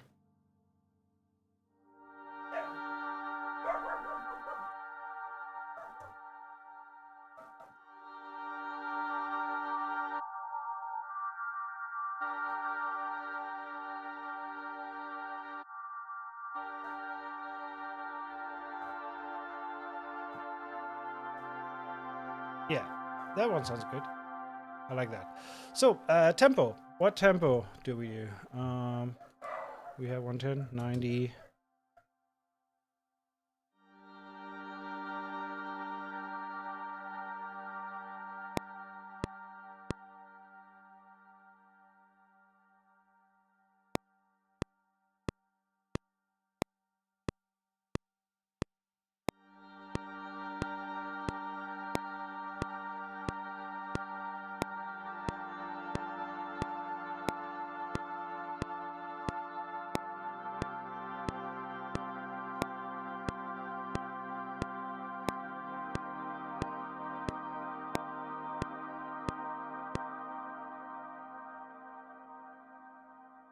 So, just to lay down the law of the land.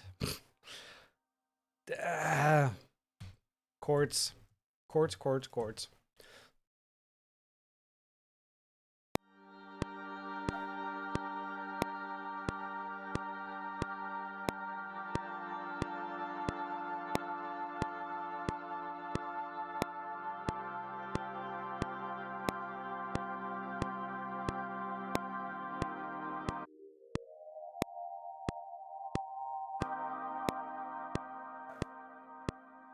There's another one that is a little bit annoying.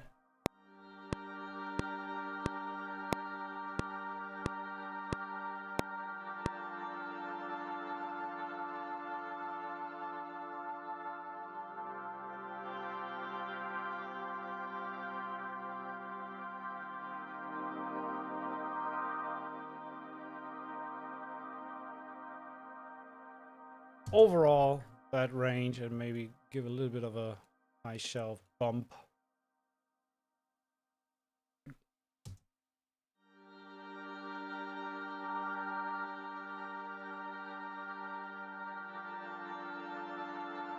Yeah, I like that. I still like the sound, it just has some annoying frequencies in there. Solo string. Let's add, not audio Imperia. What am I doing?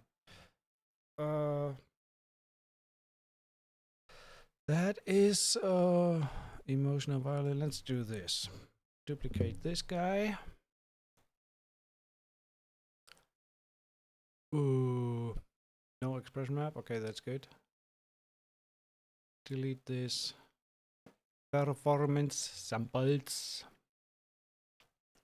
Vista to cello. No, let's go with a violin from Pacific. So.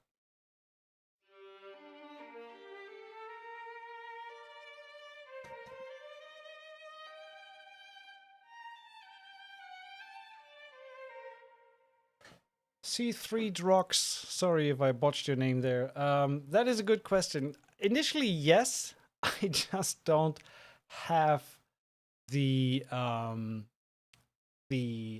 system capabilities to do that. I don't have a Mac that could run my my template, so I would probably need to get a proper Mac first to build it on, and then I can release a Logic version of it. But then again, Logic does also not really like the stem limiting approach that is built into QS in Studio One. So I'm not entirely sure if it actually works that way in Logic as well.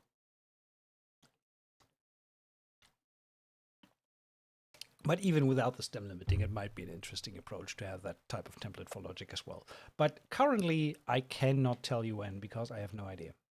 I need to sell a few copies of the template first to get a Mac, and then I can build a Logic version. How about that? So this is Pacific solo violin. And probably we're gonna beef that up a little bit on the inserts. So what do we have? Nothing on there. Just a little bit of low cut.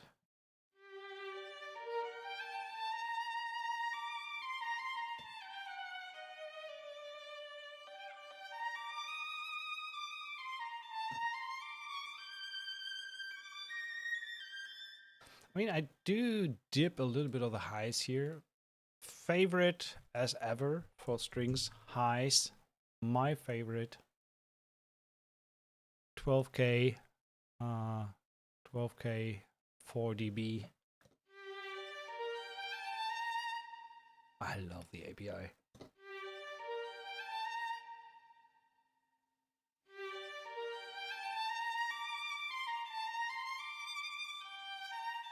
Maybe a little dip on the 400.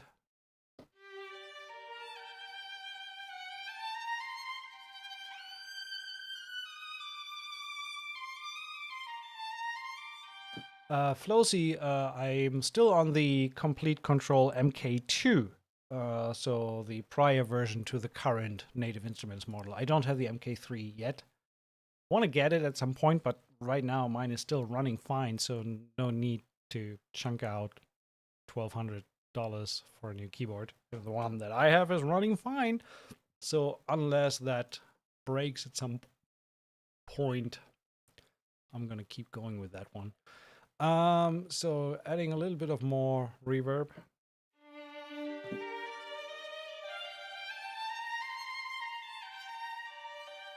Maybe add just a touch of 2A, LA2A on the violin to accommodate for some of these dynamic jumps or avoid dynamic jumpiness. Let's put it like this.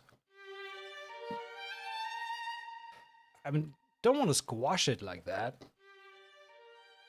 That's not the goal, but like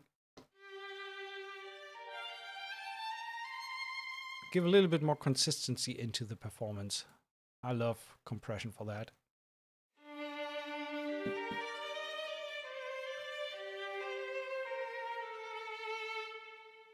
Versus without.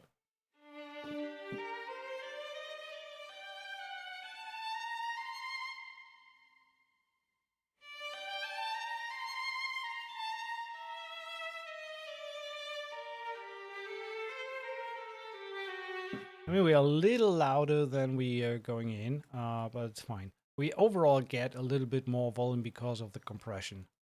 That's fine to me. So what chords do we have? We have G minor, D over F, D minor over F, C sus4. It's kind of could be major or minor, and then an E flat 6 major in the end there.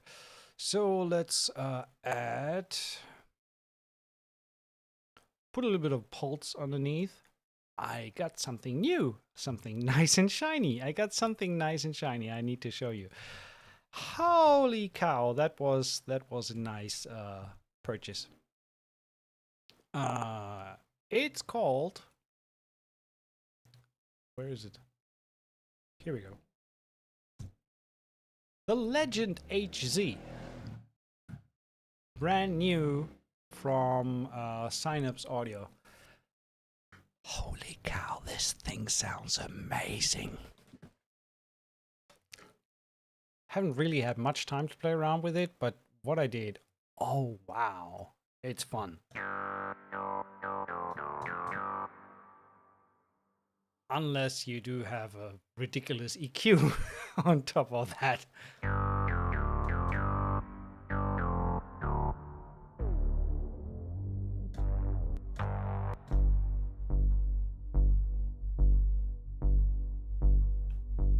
Listen to that bass.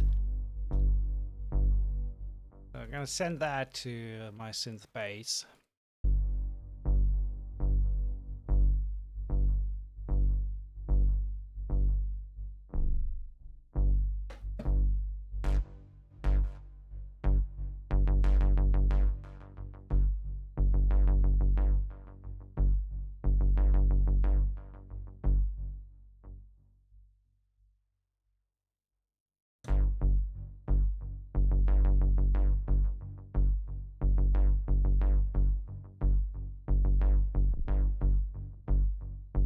Changing the pattern there a little bit. I like that.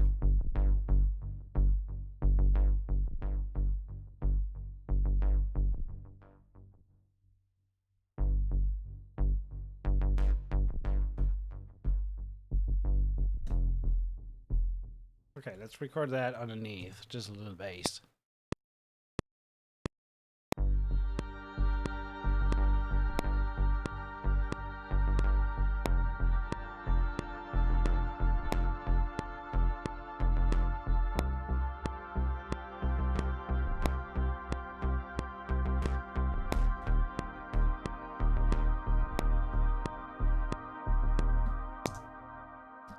All right, little Atmo. Actually, let's move all of that to bar 3. Maybe a little bit of percussion just to kind of get us into the mood. Loops. Let's start with loops to make life a little easier.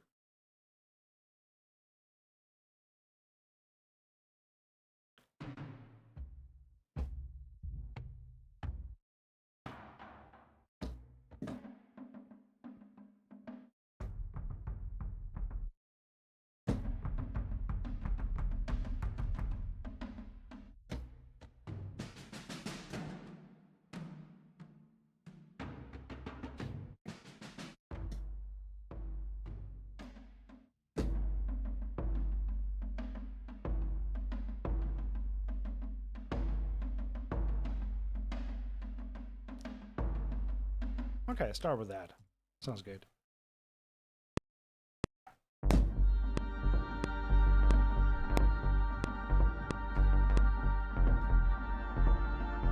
I messed up the timing there, but can fix that in post. So I just gotta move these right onto the start of the bar. Like this.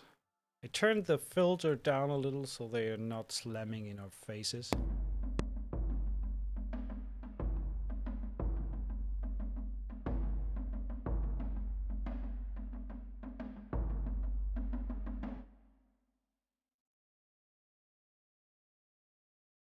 HD, honestly, I didn't really have much time to explore the synth in deep tail. Funny. So first of all, that's Legend HD bass. A different color for bass as well. Oh, here we go.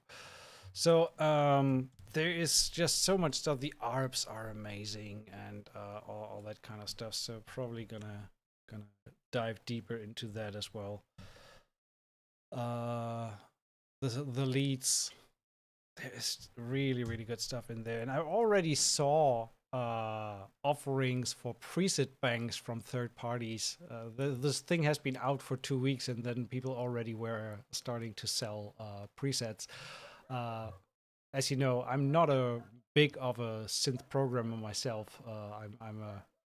I'm something of not a synth programmer myself. But I'm more relying on presets, and I buy presets all the time. Unfinished and all that kind of stuff for Atmosphere. I just love to load a sound, get inspired by it, and be done with it. But I also recently I have been enjoying the process of diving a little into synth programming. But I mean, this is such an entire art form in and of itself. I would love to do it. I just don't have the time. It's just there are people who are million light years better than I am on this, and so I rely on using their sounds instead of doing everything myself. I just rather write some music with some beautiful sounds, you know.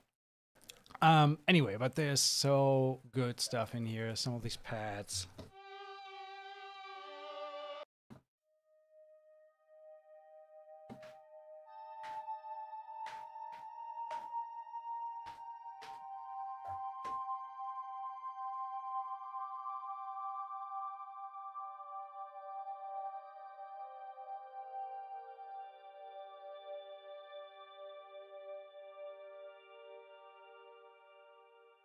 Sorry to say, we're not here to discuss Legend HZ. I just wanted to quickly put down a little bit of bass. So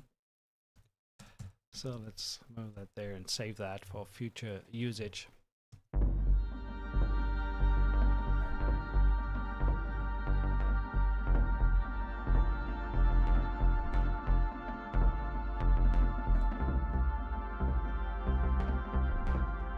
That sounds weird, that rhythm there. Let's get rid of the velocity here, the mod wheel.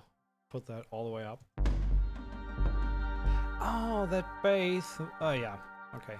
There was a pre-delay that shouldn't be there.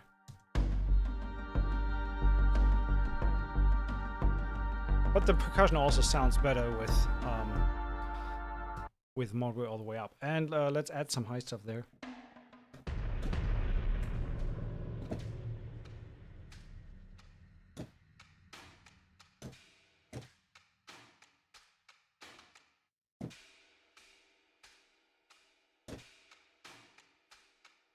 I like that. So just gonna make that quick and dirty. 4 bars. Moving that all the way here. Making sure that they all the same length. So I can duplicate that. So now we have.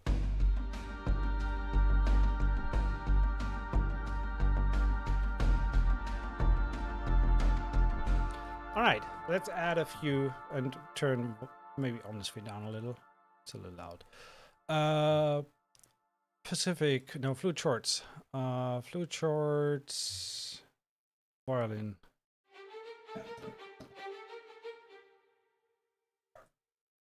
I'm hearing kind of like a pedal pattern keeping going on top. So kind of like quickly mute my mic.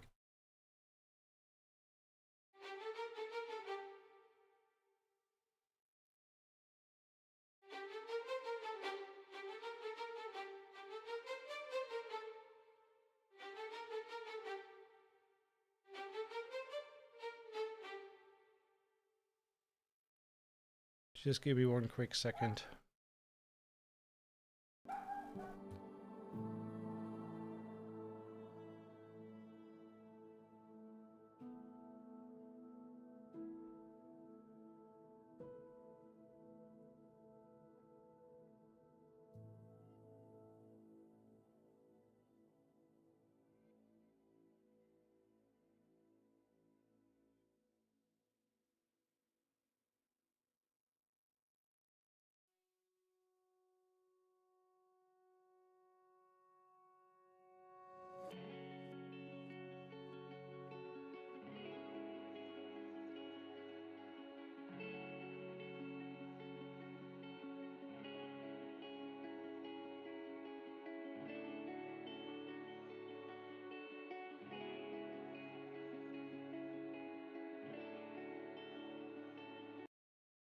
And we're back. So, sorry for that. Where were we? Putting down a little bit of an ostinato line for the violins on top. That kind of keeps going over the chord progression. Something like this.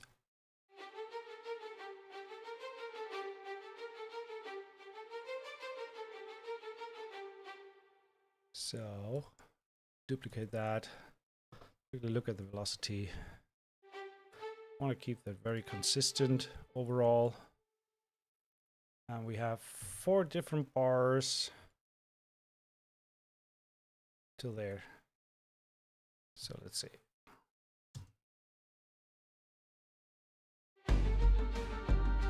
And by the way, this is -100.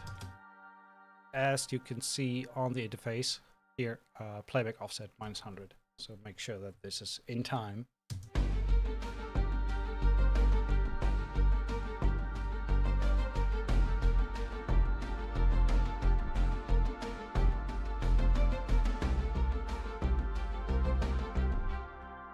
Okay, adding a little bit of viola. We do have both the solo and the ensemble.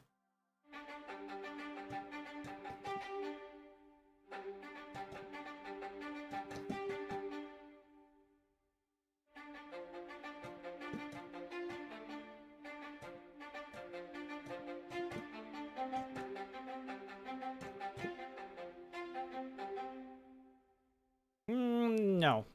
Probably gonna just go with straight 8th notes, doing a little bit of a pulse, outlining the chords.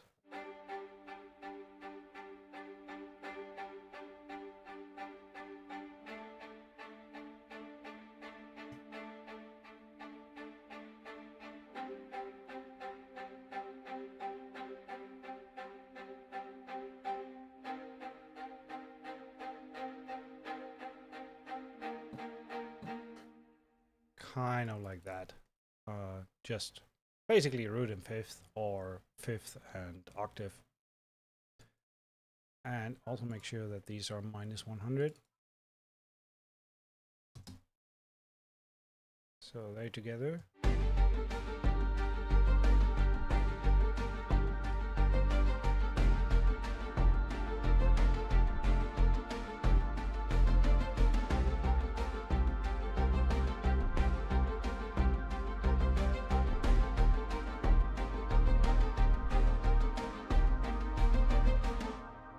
I like that. Nice mood.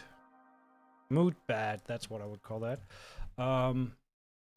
Cello and basses, let's have them doing quarter notes in octaves. So I'm gonna replace this with the flute shorts 3 cello. But I feel I'm not gonna need the solo cello underneath. So I'm just gonna go with the spiccatos. I like that sound. So I'm gonna do this. That's flute shorts 3 cello. So I'm just gonna quickly put that down. That's quarter notes, but I want the length to be 8th.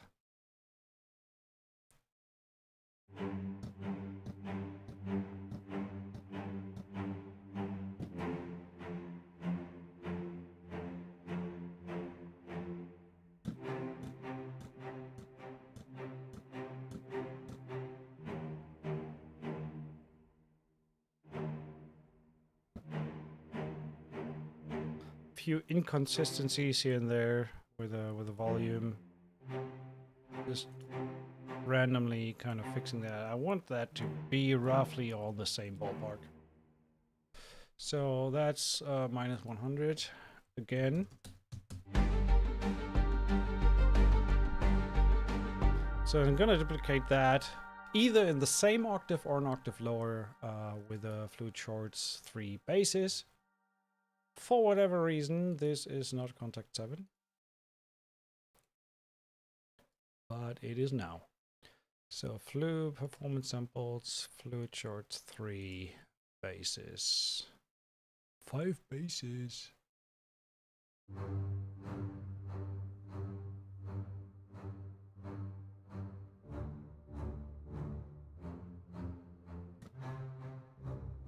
Probably try it an octave below. Let's see what it sounds like. Don't want to get it in a way of the synth bass.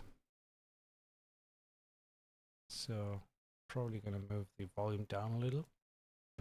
Let's hear just the strings. See what they sound like.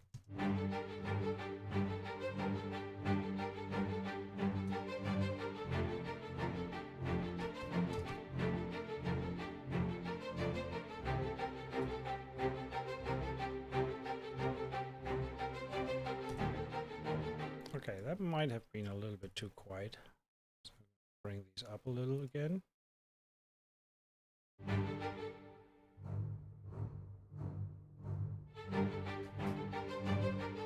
Okay, everything.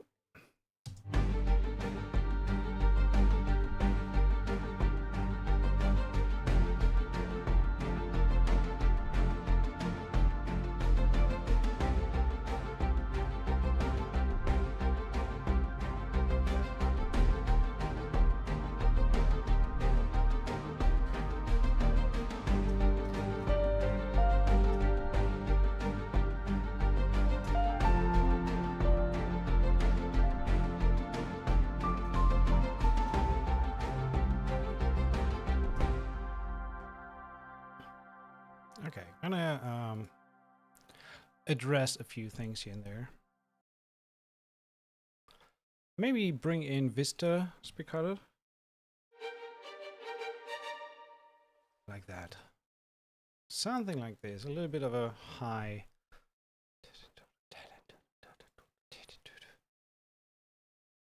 Yeah, that kind of sounds cool.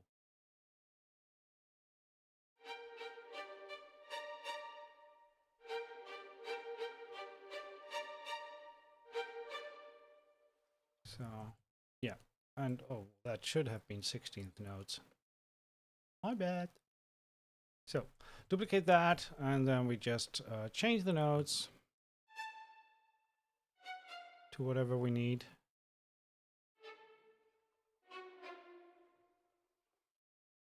I want to stay undefined on the chord, on the C.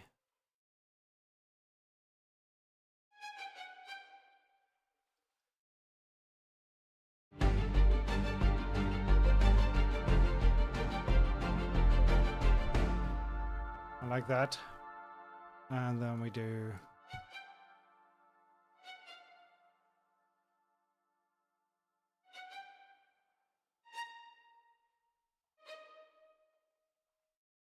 let's keep that C there because we have a B E flat 6 for this. So these additional violins play this.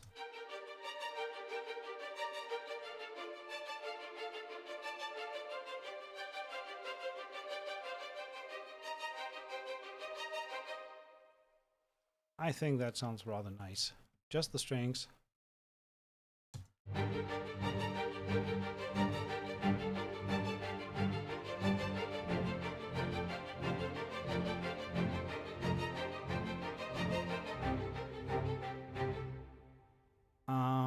Maybe that violin line that we play on top here sounds a little weird.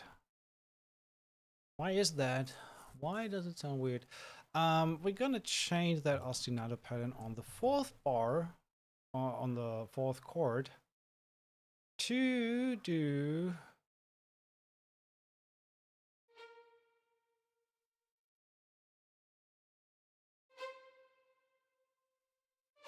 so. This is playing now.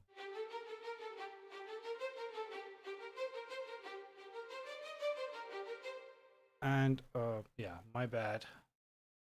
It's only doing this on the last run, where we have the E flat major 6.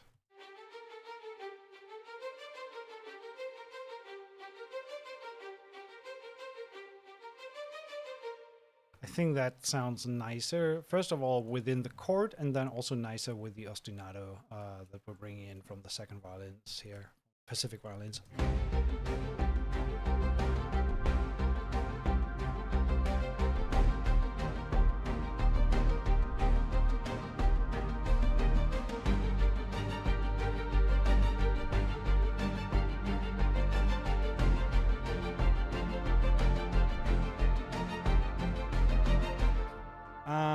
But then again, made that a little too fast.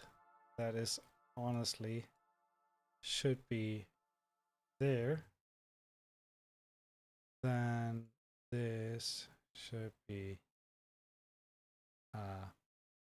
there.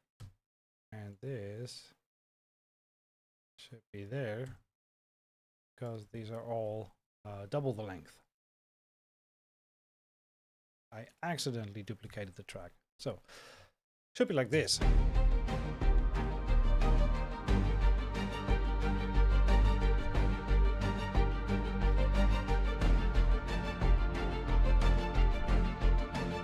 I also on this view pad, as much as I like it, I want to have some kind of back and forth or left and right movement there. So gonna use shape box. Yeah, thank you. Later. Panning. Gonna do just a plain old left right pan.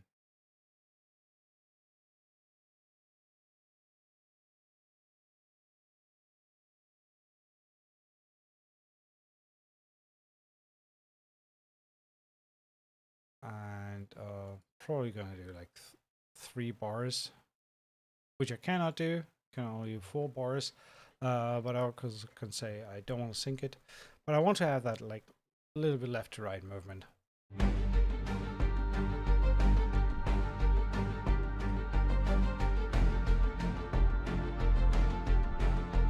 Maybe I do 2 bars.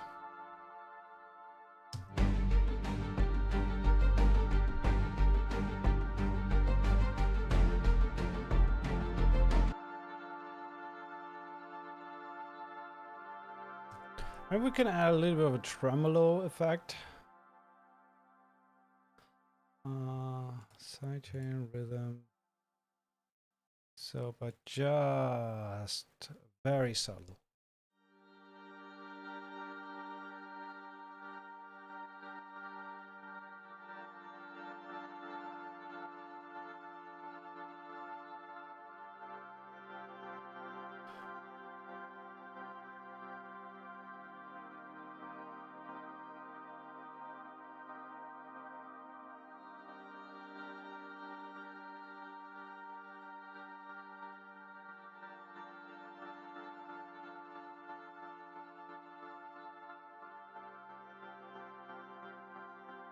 I like that. That's before.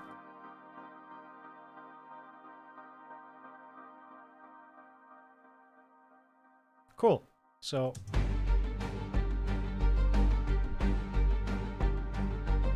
also clears out the space a little bit.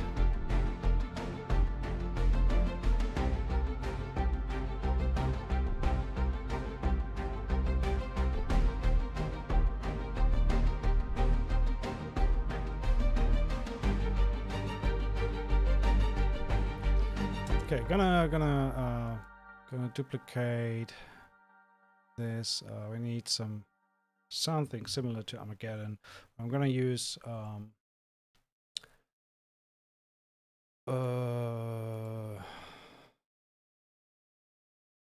Synphobia 4. What's it called?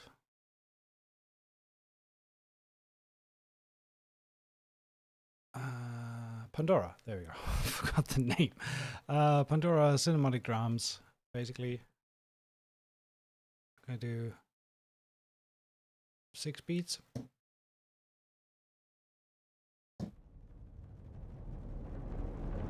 No, 4 beats. Just 1 bar. So just use that to roll into the next section. Just gonna make sure, yeah, there's a little bit of stuff I don't need.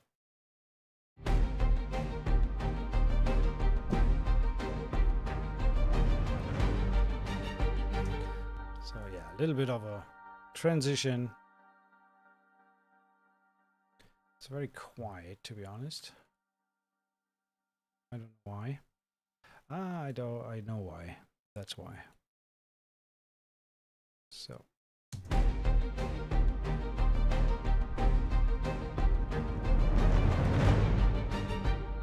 So give that a little bit of volume, reverb.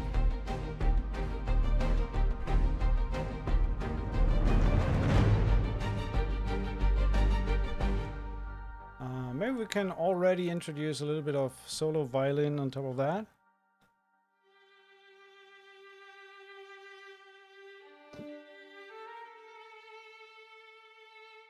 I feel like I want to add something, I don't know, like an amp. Give it a little bit more grit. Or maybe try the heat wave first. Heat wave. Let's see, just a little bit.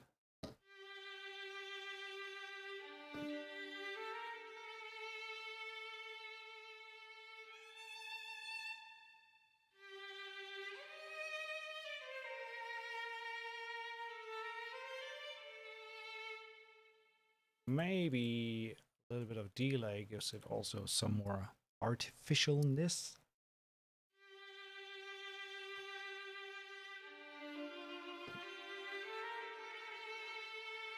I like that. So let's see.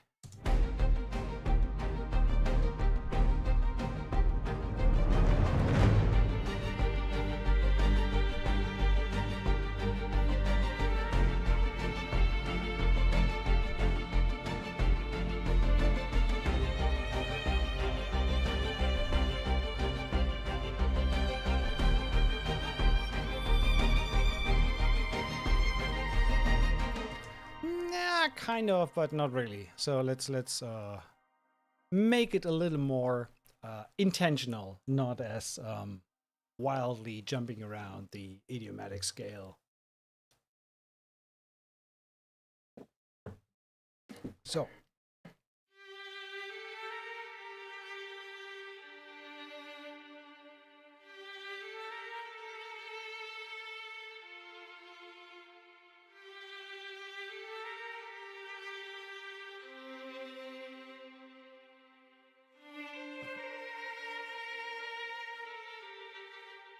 I like that. 2, 3, 4. No, we're not starting on the 1. We're starting on.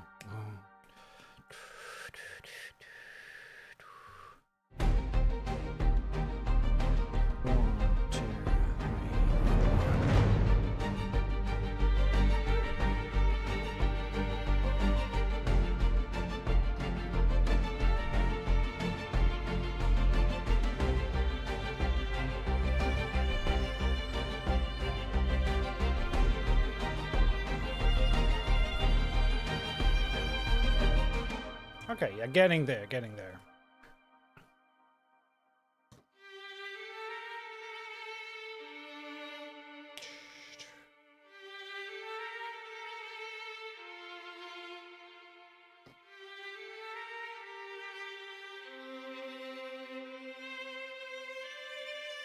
Yeah, simplify. 2, 3, 4.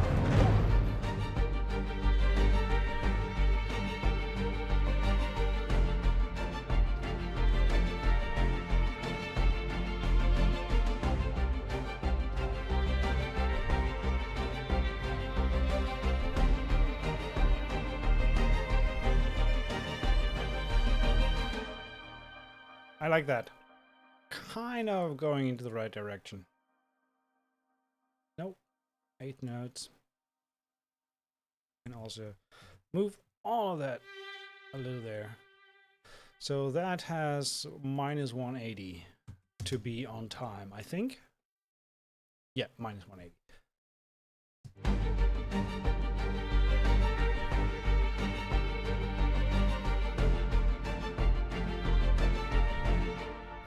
That is too short.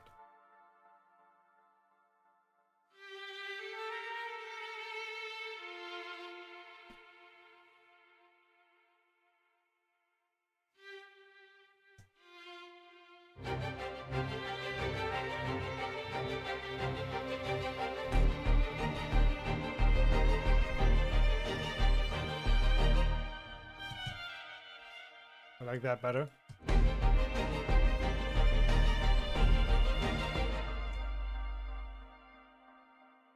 Cool.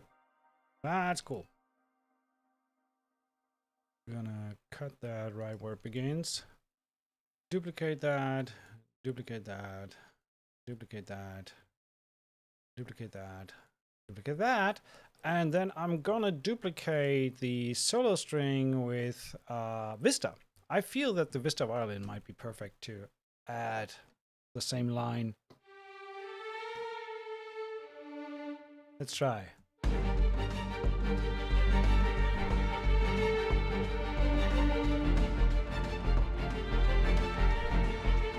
Something went haywire with duplicating.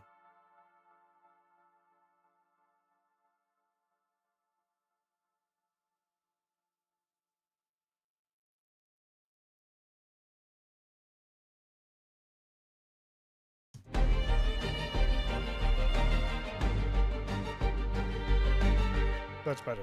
Okay, again, bring in the Vista violins. Not really sure if I'm going to do an octave above.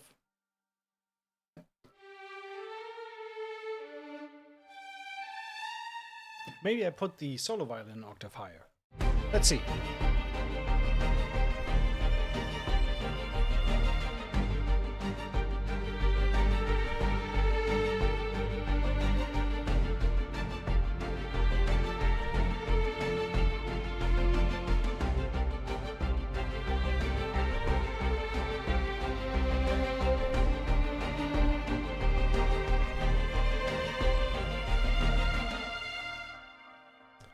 Messed up the ending there.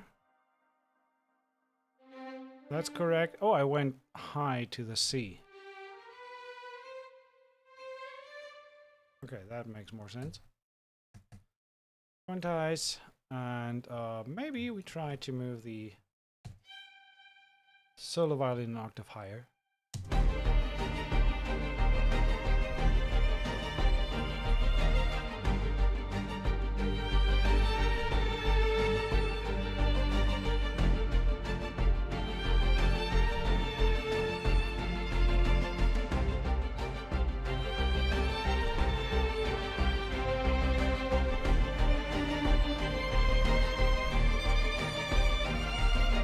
Now that's a little too, I don't know, too schmaltzy. Let's add a few brass chords on that second repetition of theme or of the chords. I could use Caspian. I don't have Pacific brass yet. That might be a good test to bring that in, but let's use the mellow brass from Arc 5.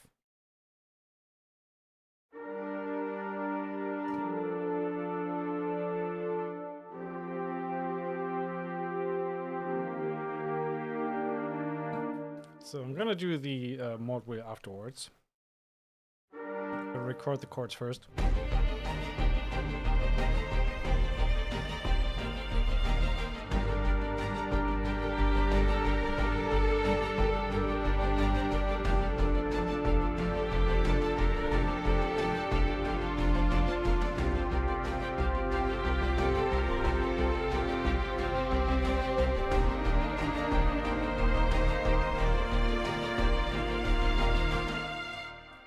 Like that.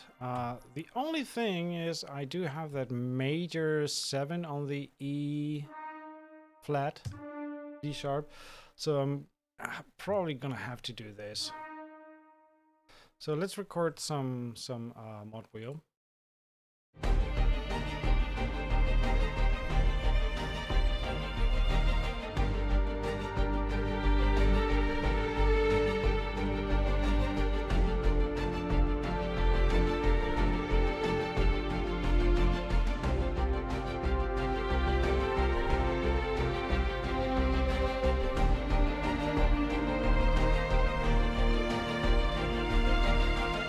Sorry for the hand, it's just weird, but I feel it kind of helps to imagine like having players sitting in front of you and guiding them, and left hand is kind of doing the movement. It's weird, and usually nobody sees me doing that. Sorry you had to experience that.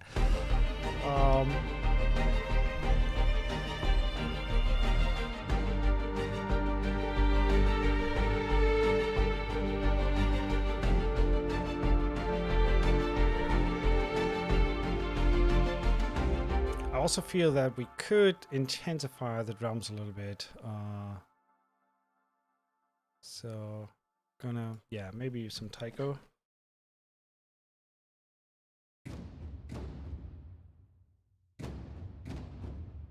Yeah, bring that in. Just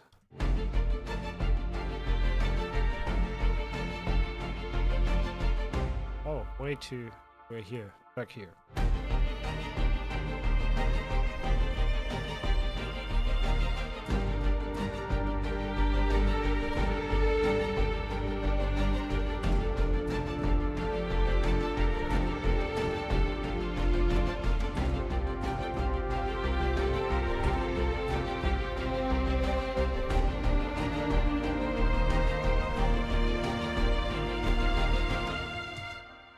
Like that.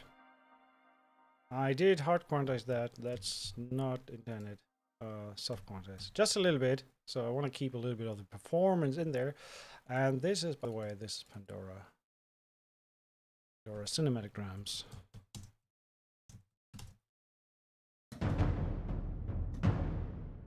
So probably gonna lead into that with another riser here. And then just put one on every 2 or 4 bars.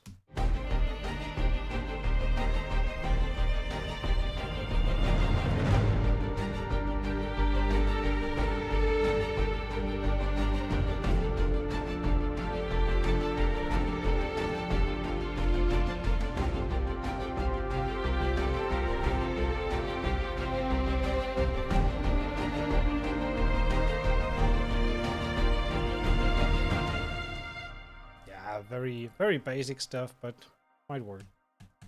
Put it like that. So just want to quickly, definitely nice idea starter there. Save that. Fluid short sounds amazing, as does the violin. And yeah, it's just a really nice complement to Pacific Strings. I really like that. What do I think the piece might be used for? I have no idea. I just wanted to kind of sketch out something and see what I can come up with. I think I could develop that further into not into a trailer track, but something more, yeah, orchestral. I have no idea yet. Also, no idea where this cue is gonna go. But I like the mood that it creates. So this is basically mostly developed on fluid shorts, and we do have the Pacific solo violin in there. Didn't really use the solo cello, but we extensively looked at it before in the hands-on. So not a finished piece, but a little something that came out of nothing, which is cool. I love that about music, creating something out of nothing. Here we go.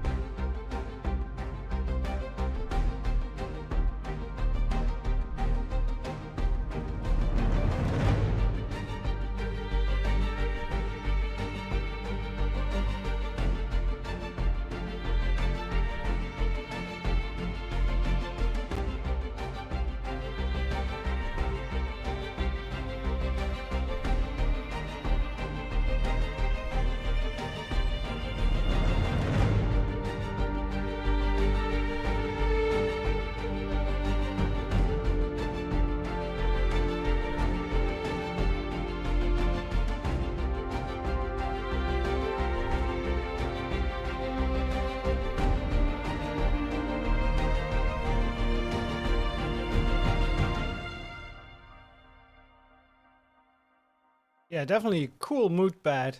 Nice starter into a cue. It could go any direction, not really sure, but didn't want to bore you too long with this. I really wanted to kind of show what Jasper has done with his new libraries, what you can expect from the content, what's in there. Maybe comparing that a little bit to some of the other releases that he has. Yes, I give you that the pricing information can be a little misleading at times. if you have any of the prior products, if you have Pacific, the original, you are eligible for the loyalty pricing. You should have gotten a loyalty code in your email if you have an original version of Pacific strings. If you bought Pacific strings in the pre-order period, you even get the Pacific solo strings for free. That's another thing. Regularly, it's I think 149 intro. Wait, let me check before I say something wrong. The 79 is the loyalty intro and the 149 is the normal intro, and the regular price is 249 at some point.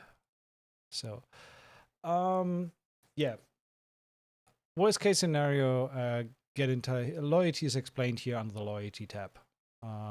So you just really have to take a moment and read this and digest it, and then you should be able to get the right price for you. Again, performancesamples.com. Check out the website for other stuff. I think Pacific Brass is going to release. It's just a few days away, basically, I would say. And thanks for tuning in. I will be back regularly now, every Sunday, 10 a.m. PST, CTO Sunday Hangout, looking at libraries, maybe doing more in-depth composition sessions. I'm also taking requests, of course. If you want to see something specific, comment down below, leave a comment, and I try to address that. So yeah, thanks for tuning in. It was a pleasure having you here, and I definitely see you on the next one. Cheers. Bye-bye.